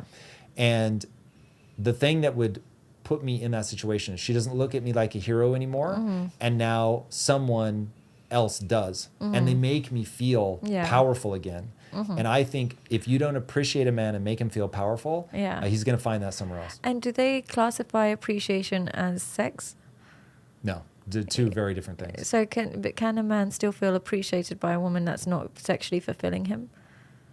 Or does Yes. he feel like, because sometimes, Yes. yeah, they can, like say if It there was would no... be a piece missing. So Yeah. I'll feel appreciated, but I won't feel loved.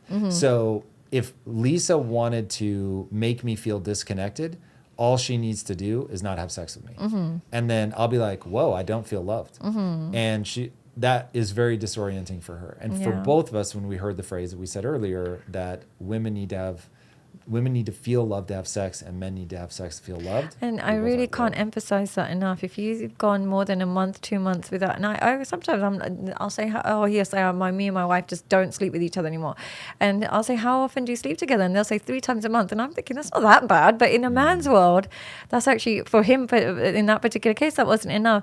So if you have a husband that's moody and a bit ratty and all of these things, and you've tried everything, you tried like being nice to him, and it's not working, have a look at the physical intimacy. If that's even remotely missing, it's like they can't activate the happy switch until that's been activated, unfortunately. So, and I think women really underestimate it, myself included, until I've been working with men. It is the most important form of appreciation in their world, like of course with everything else, but they need it's a way of feeling all types of intimacy, physical, emotional, everything comes from that.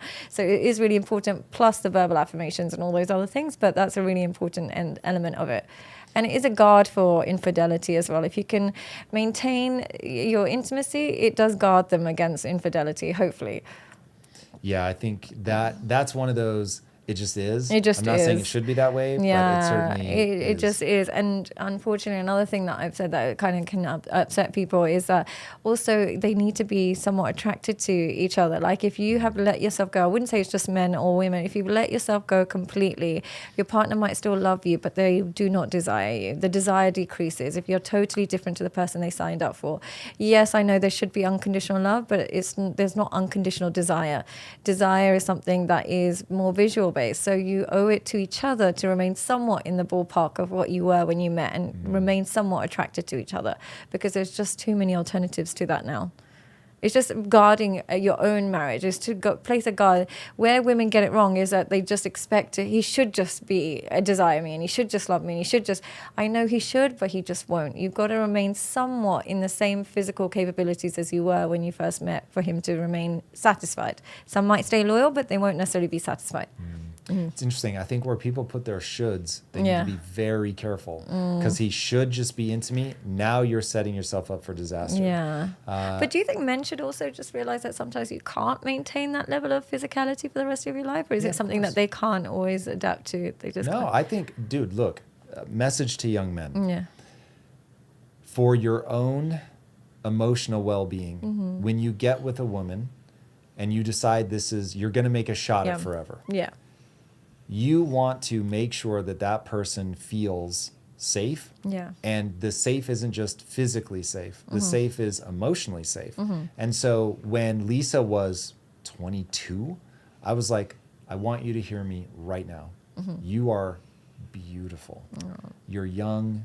You're gorgeous. You're in great shape. You have an amazing body, beautiful face, but you won't forever. And I'm still going to love you. I'm still going to desire you. And I want you to understand why I'm going to desire you at that age. Because we're going to spend the rest of our lives investing in each other, being there for each other, sharing sexuality, keeping this as hot as we can, like doing all these things so that there's a playfulness, there's a bonding to it, there's a celebration of that. Right now we have youthful skin and we look great and all that stuff, but life moves in phases. Yeah. And this is a temporary phase. Yeah. And I want to take advantage of it while we have it, but I don't want us to ever be surprised by how we will change. Yeah. And so making those investments early on of both telling her, you're beautiful now, I'm extremely attracted to you now, and in the future, I'm going to be just as attracted to you. But what could you do that could potentially make you less attracted to her? Because the problem is when men don't vocalize when they've lost attraction, and then they just have a slow resentment towards their partner because they're not satisfied. I don't do silence. Yeah, so there have been times where both of us have not been in peak physical condition. And look, I used to walk around with six-pack abs. I'm now more like a 2-ish pack abber. Still very impressive. Still in reasonable shape, like no big deal. Yeah. But it's not like Lisa's like, hey, what the fuck? She knows that I'm capable of being in better shape, but there's a band in which she still finds me attractive. And still also me. the band is like, you're not become a physically lazy person. I think it's more the laziness that she might find unattractive, but you're still in good shape. It's just maybe we peak and trough at different stages, but she hasn't seen you turn into a gluttonous person that she can no longer recognize. Right. So, but is there anything she could do that would make her non-attractive to you? Physically or? Both. So emotionally, yes, that would be very easy. If she stopped appreciating me, became hostile, belligerent, if she ever used my insecurities against me in a weaponized way, all of that's ugly to me. Yeah. So that would be very problematic. Obviously, infidelity is just a non-starter. I'd never speak to her again. That would be that. Bye. But it wouldn't make you lose it. It's just lost the relationship. Over. I would lose respect for her. And I certainly wouldn't be attracted to her. Yeah. Physically, if she got lazy and let herself go and wasn't putting energy into her appearance, if she didn't try to be sexy for me, that would be problematic. Like I do expect her to make an effort, as she should expect me to make an effort. And I think that's something that men just need to be more vocal about when they're speaking to their wives, because it's so much better to have that difficult conversation than to have the difficult conversation that you've been texting another girl or that you've been watching X, Y, and Z. It's just an easier conversation to have. So be brave enough to have that conversation rather than tiptoeing that conversation and waiting until the car crashes and she finds something terrible out. So it's just, I don't know why do you think some men struggle to have those open, honest conversations? Is it because the recipient is not very receptive? Probably not. They don't understand it themselves. Yeah. They don't understand it themselves. And when I say that if there's shakiness in your relationship, your woman is not looking at you like a hero, she doesn't make you powerful, she doesn't anticipate your needs, she's not making an effort, or just any one of those things, right? There's a thing that's off in your relationship. And somebody else gives you that attention, the way it feels is so intoxicating. Yeah. It's like when a woman feels like, imagine your husband makes you feel blah or even downright ugly, and then somebody else is like, whoa, you are stunning. What that's going to do, it's going to light you up in a way. And it doesn't matter who it's coming from. Correct. Just the feeling in itself is enough to attach to it. So it's just creating those moats around your relationship to prevent it rather than resenting these things. Because yes, of course, I would love it if you can just get as fat as you want and not make an effort ever again, and no worries, he'll still be loyal. But it's just not realistic. Let's just be realistic with each other. As difficult as it might be, let's just be realistic so that you protect your own marriage, just to guard your own marriage, not to make you feel low, but to elevate your relationship.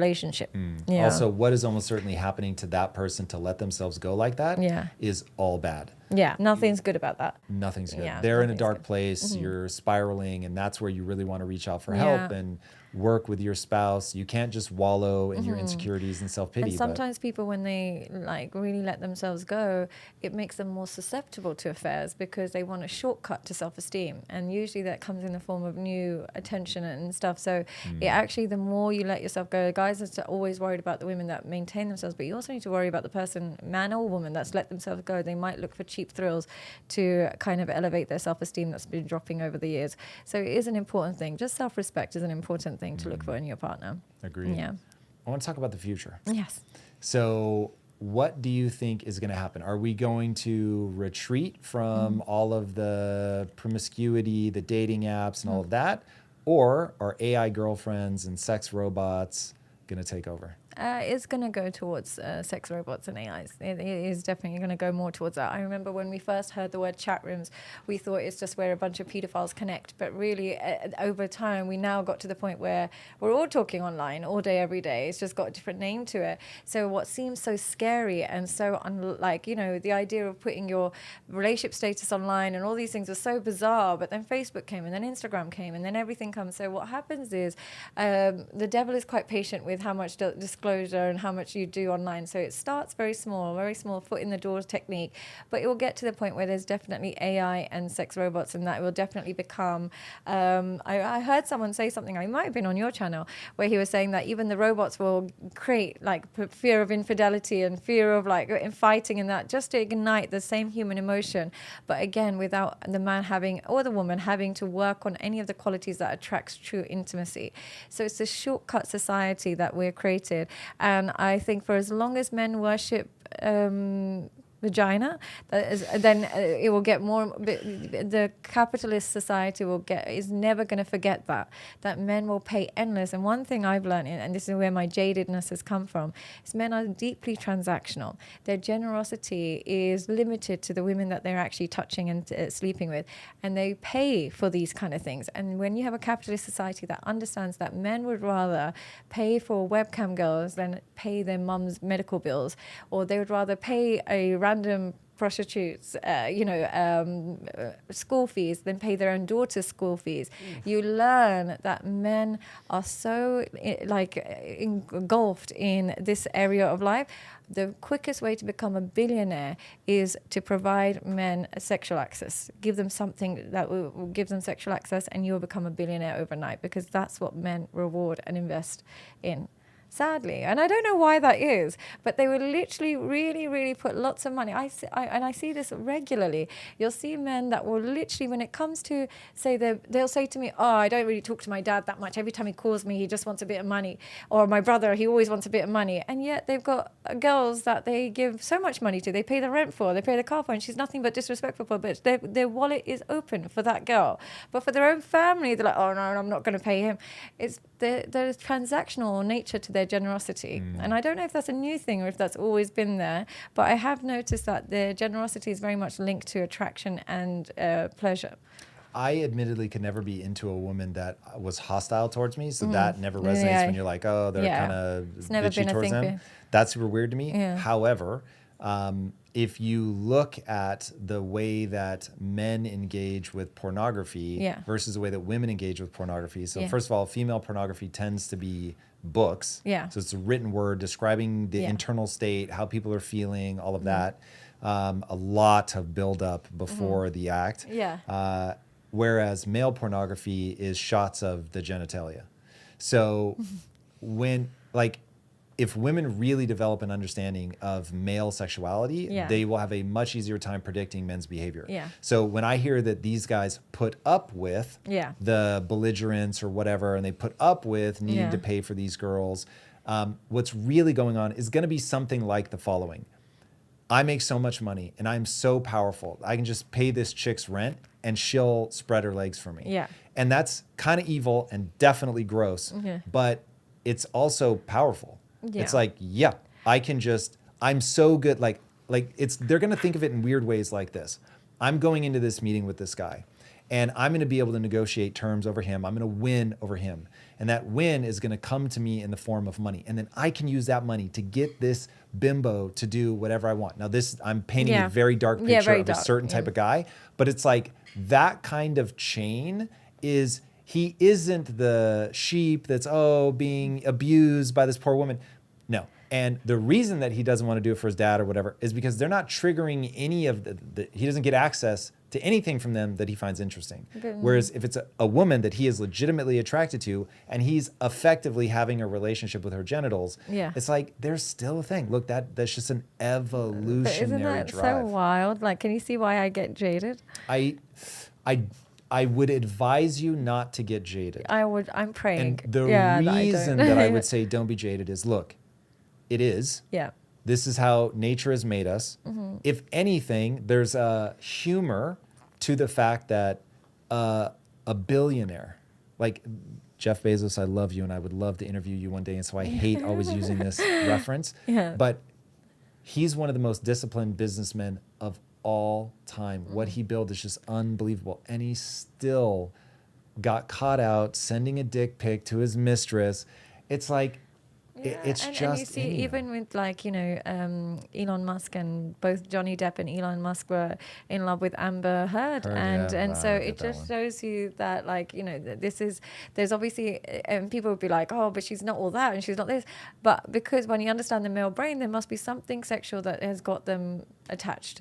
And it's nothing more than that because the treatment is negative. So they do put that as a priority. So like I was saying, the reason why I would say sex robots and all of these things, it is a dream come true for men that don't want to work on their skills. And here's the main thing, and the reason why sex robots will definitely replace everything else is men have confused their desire for intimacy with desire for sex. When they finally meet a sex robot, they can combine the two in their mind. They get pseudo intimacy where you actually get a bit of a connection, she'll call you and stuff, and they might get to reenact the sex. But really what most men are truly craving is intimacy. And how you know this is how quickly they can fall in love with a woman that makes them feel loved. If they're attracted to a woman and she makes them feel loved, it takes very few minutes for them to fall in love because their deep need is they don't look, and men particularly, as a man, you're built to be in tribes, you're built for connection. If you are lonely, it is a slow death for a man, and literally in the tribal terms, if you are lonely, you are going to die. You need a group to stay alive. So the loneliness, they'll do anything to avoid loneliness, and they'll do anything to have sex. So when you create an AI girlfriend, you have literally, if you were going to invest in anything that would make you a quick billionaire, invest in those companies that are creating AI girlfriends, sadly. Yeah. So let me ask, you said earlier that you could now begin to understand why the Quran says that it's okay to have a second wife. Would you ever let your husband have an AI second wife? No, that would be even worse. I'd be like, what's worse? Way worse. I'd be like, you're a creep. Because here's the thing, it's just like, I would admire somebody's ability to have two wonderful women be in love with you. That takes work and effort. A man that can get two women to be madly in love with him and loyal to him, I can admire that as a form of masculinity. But having a man in love with me and then I'm competing with essentially a glorified iPad is insane to me. Like, how am I competing with something that you have to charge on a battery? Like, I would be mortified, not because of the competition element, because he's not the man I would admire. A man that is so desperate for affection that he will take it in the form of something that is electronic is not a man I admire. And that's what be my main issue. And same thing, some women, I meet so many women that will say, oh, my husband, he goes to escorts, but I don't mind that as much because at least there's no feelings and it's just quick dabble, this, that, and the other. And for me, it's like, I understand the psychology behind escorts. It's not they're not actually going because of the quick ease and release. They're going because they want to avoid rejection. They want to be in environments where they don't get any feedback on their sexual performance. That's really the underlying reason. They'll kind of mask it and say it's because it's easy and you pay them to leave. I've worked with hundreds of guys that have used escorts. Every single one of them has an insecurity in their sexual performance. Every single one. Because men who are secure in their sexual performance can get the same service from women that they don't have to pay. They can get girls in the club that they'll sleep with that night and then she disappears and he disappears. It's not the end of the world. Men who go to escorts, every single one of them has either had issues with ejaculation, premature ejaculation, they're insecure about the size. I'll always get it out of them at some point because they'll come to me, they're like, no, it's just quick and easy to get rid of them. And be honest with me, because you're handsome. I can see that you've got lots going for you. Why would somebody like you go to an escort? And then they timidly admit, I used to have a problem with ejaculation, or I used to have a problem, I'm not confident about the size of my penis, or some girls have told me that they didn't like it, so I just don't want that negative feedback. So I think women, if you have a man that said, oh, I go to escorts because it's quick and easy, he's actually masking his deeper insecurity. So to go to a robot, I can't imagine the level of insecurity that must be involved there. That's interesting. I have a totally different take on that. Talk to me. So the TikTok algorithm is one of the most brilliant algorithms in terms of understanding what you want and giving you what you want to the point where you don't understand how much time just went by. And I think that the AI running the robots will be the same. So first of all, they will get so good that they feel like a real human, but they'll just be that plus more. So they'll pass the Turing test. So when you're talking to it, it's not like you're like, well, this is obviously a robot. You'll be like, this is a real person. And it will be a real person that will sometimes pull away just enough that you feel like you have to pursue and convince and all that stuff. But they will optimize for your, almost certainly in the beginning anyway, they'll optimize for engagement. So hopefully that's something positive and they don't turn into these hyper toxic relationships. Let's assume that you have a dial and you can be like, I want to feel good. And so it's getting feedback about how you feel, and it's giving you more or less of what you need to actually be imbalanced. And so someone like me is going to have an AI that's like adding to his life and like pushing me to be better and you know, all those things, but is also supportive and looks at me like a hero and all that. So I am beginning to hear women leak anxiety about, okay, I've always had to compete against pornography and the body standards and the sexual enthusiasm and all of that, and that's already exhausting.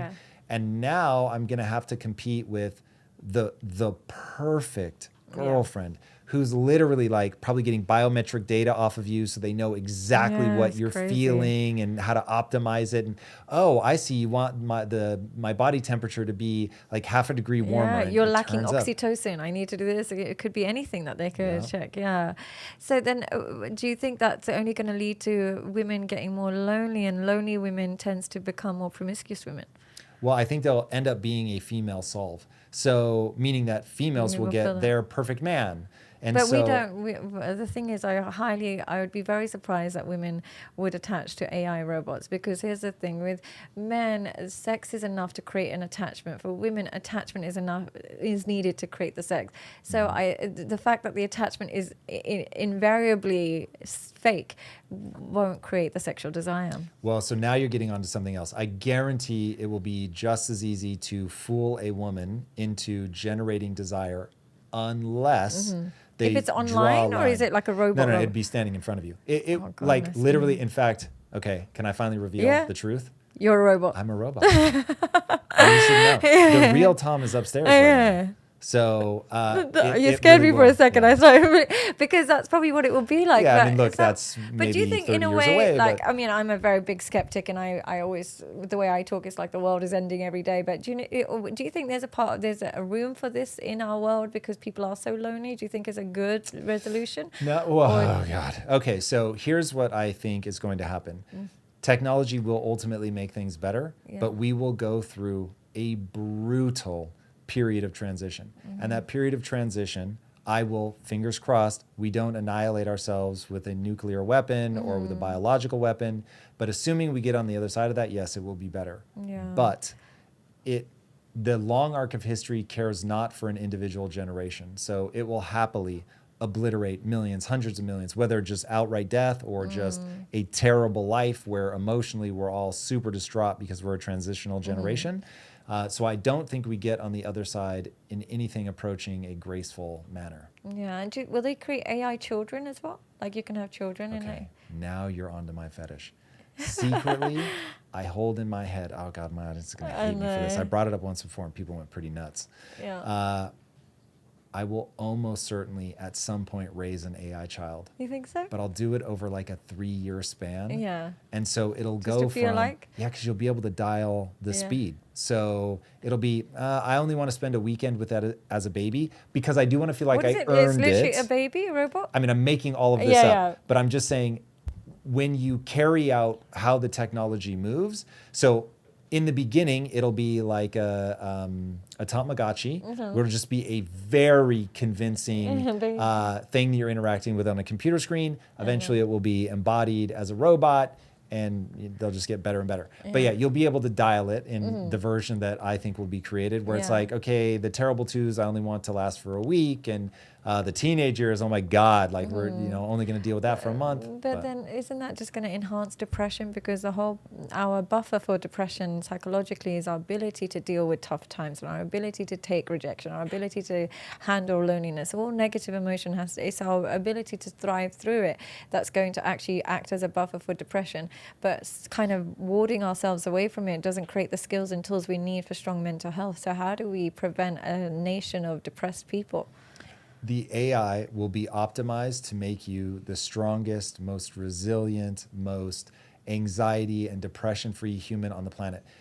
Remember, we're going to pass through a brutal period. You and I both agree. It will get very bad before it gets good. And so in the early days, it's going to be kids spending 9 hours a day talking to replica on their phone, and they aren't able to get a real girlfriend in the real world. They don't have any of the advantages of it passing like a true Turing test. It'll be a nightmare. Yeah. But on the other side of this, you will be able to have relationships that are optimized completely to you, the most loving, What's the best intention version of this? yourself. What's the intention of the people that are creating this?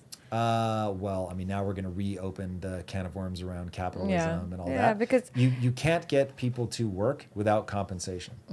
So that means that then money's going to be involved. Yeah. And that's how you're going to motivate people. And then if you don't allow them to garner enough capital, they won't work, which is why China started floundering and they had to bring in state-sponsored capitalism, but nonetheless a variant of capitalism. Russia had to do the same. And so, yeah, capitalism will once again get involved. So money is the Yes. intention. Okay. Money is the thing that... But whenever the intention is money, then we have to compromise human health. That is false. Okay, oh God, we're going to derail again. Sorry for the viewers. No. For me, this is fun. Yeah. This will be a good test to find out what my audience thinks. Okay, so money deranges people largely because it's a fiat currency that the government says, this is money, and then they can manipulate it. And they not only tax you to all hell, but they do money printing. And when they money printing is the same as devaluing the money that you hold. Right. So it is another hidden tax. So when you hear, oh, they're printing money, and you get excited, yay, this is amazing. The reality is that they're socializing the losses. So they're buying assets, which is why people get really mad, but they don't understand why they're getting mad because they think I got a stimmy check from the government. Yes, but the way that they do that is they inject that into the financial system by buying assets. So the people that are rich, that own the assets, they benefit, and then everybody, even the poorest among us, get diluted. So their buying power goes down. So they feel like, but I got a $6,000 check. This is insane. I've never had this much money in one check ever in my life. Yes, but your money is worth less now. Yeah. And so now the price of bread went up. And so that $6,000 doesn't really get you much unless you invest it, which of course you won't. So when you derange money, now you make money deranging. Now, I'm not letting capitalism off the hook for it just creates a winner-take-all scenario. There really is that, and you get this increasing divide. And so you have to have very smart policies that encourage people to pay their taxes, reinvest in their business, and it's never going to be an equitable system where everybody ends up with the same thing. It just doesn't work that way. That can only be imposed by force. And once you impose it by force, it just goes to hell in a handbasket. So money is not inherently compromising, but if you steal, obviously problematic, but oftentimes a lot of the theft is coming from the government in terms of the way that they money print to get this hidden tax, so on and so forth. So do you recommend the AI girlfriend? That we be ruled by AI? Yeah. I don't know yet. Okay. So this is one where I'm not willing to cede control yet. I may see it and go, oh yeah, we really should. But right now, I just have a knee-jerk reaction to I don't want anything to be able to tell me what to do. I have a real problem with authority. Okay. AI or otherwise. But you're an advocate. Technology, you do agree as it's advancing, or you do like the advancement of technology? I like the advancement of technology. I think it's a one-way street. The way that the human mind is designed, you're never going to go backwards. Okay. However, I do think that society will bifurcate and that some people will completely reject technology and go back to something akin to the 90s. Yeah, I don't see it going back, unfortunately, but I just, I think the measure of any kind of, whenever we introduce something new in society, how we measure whether or not it's good or not is by the remnants on people's mental health, because obviously I'm coming from a psychological perspective. And if anything is decreasing our, or increasing our depression, anxiety, loneliness, it can't be a good thing, even if it's causing people to make billions. So that's why it sounds bizarre considering my life is all built on technology. From an objective standpoint, I don't think it's a healthy thing for society to get more indulged in the one thing that has caused so much destruction to people's mental health over the last decade. Yeah, but that's just my opinion. I think it's a very wise take, and I think that technology is not a utopia. No. It will be a very bumpy ride. But probably will we live through it, or is it going to be in the next generation? No, we'll live through it. Yeah. Okay, it's going to be that fast. You're going to get walloped in the next 10 years. The God. next 10 years, your life will be unrecognizable to a level that will shock you. So our husbands in the nursing homes might be having affairs with robots. Husbands in nursing homes probably won't be in nursing homes because by then we will have mastered the health things that we need to keep them going. So yeah, if in 30 years, I will be in my 70s. So assuming I keep myself in good shape, in 30 years, you're probably past what's known as the singularity, where things are changing so fast it is absolutely impossible to predict. Okay. Yeah, it's an impossibility. It's going to be crazy. Got it. Sadia, I enjoy every second I get to spend with you. Where can people find you? At the Sadia Psychology on Instagram, but and everything else is Sadia Psychology. I do have a Patreon. I do have programs. I know I've been very aggressive with men, but I do have programs designed to help men rid themselves of these kind of problems that I've discussed today, where it's video calls and videos and all sorts of kind of activities to help reduce this dependency on any kind of addiction and help them become a more valuable man, and for couples as well. So there's lots of ways to get in touch, whether it's Patreon, TikTok, Instagram, and YouTube, of course. And again, thank you so much for having me. I do appreciate you giving me this platform and this experience with yourself. It is absolutely my pleasure. All right, everybody, speaking of pleasure, if you haven't already, be sure to subscribe. And until next time, my friends, be legendary. Take care. Peace. If you enjoyed this episode, watch my conversation with the one and only Robert Greene. Seduction involves the desire to lose control. And men share this as well, which is why men are often attracted to women who are slightly dangerous, women who are either a little bit crazy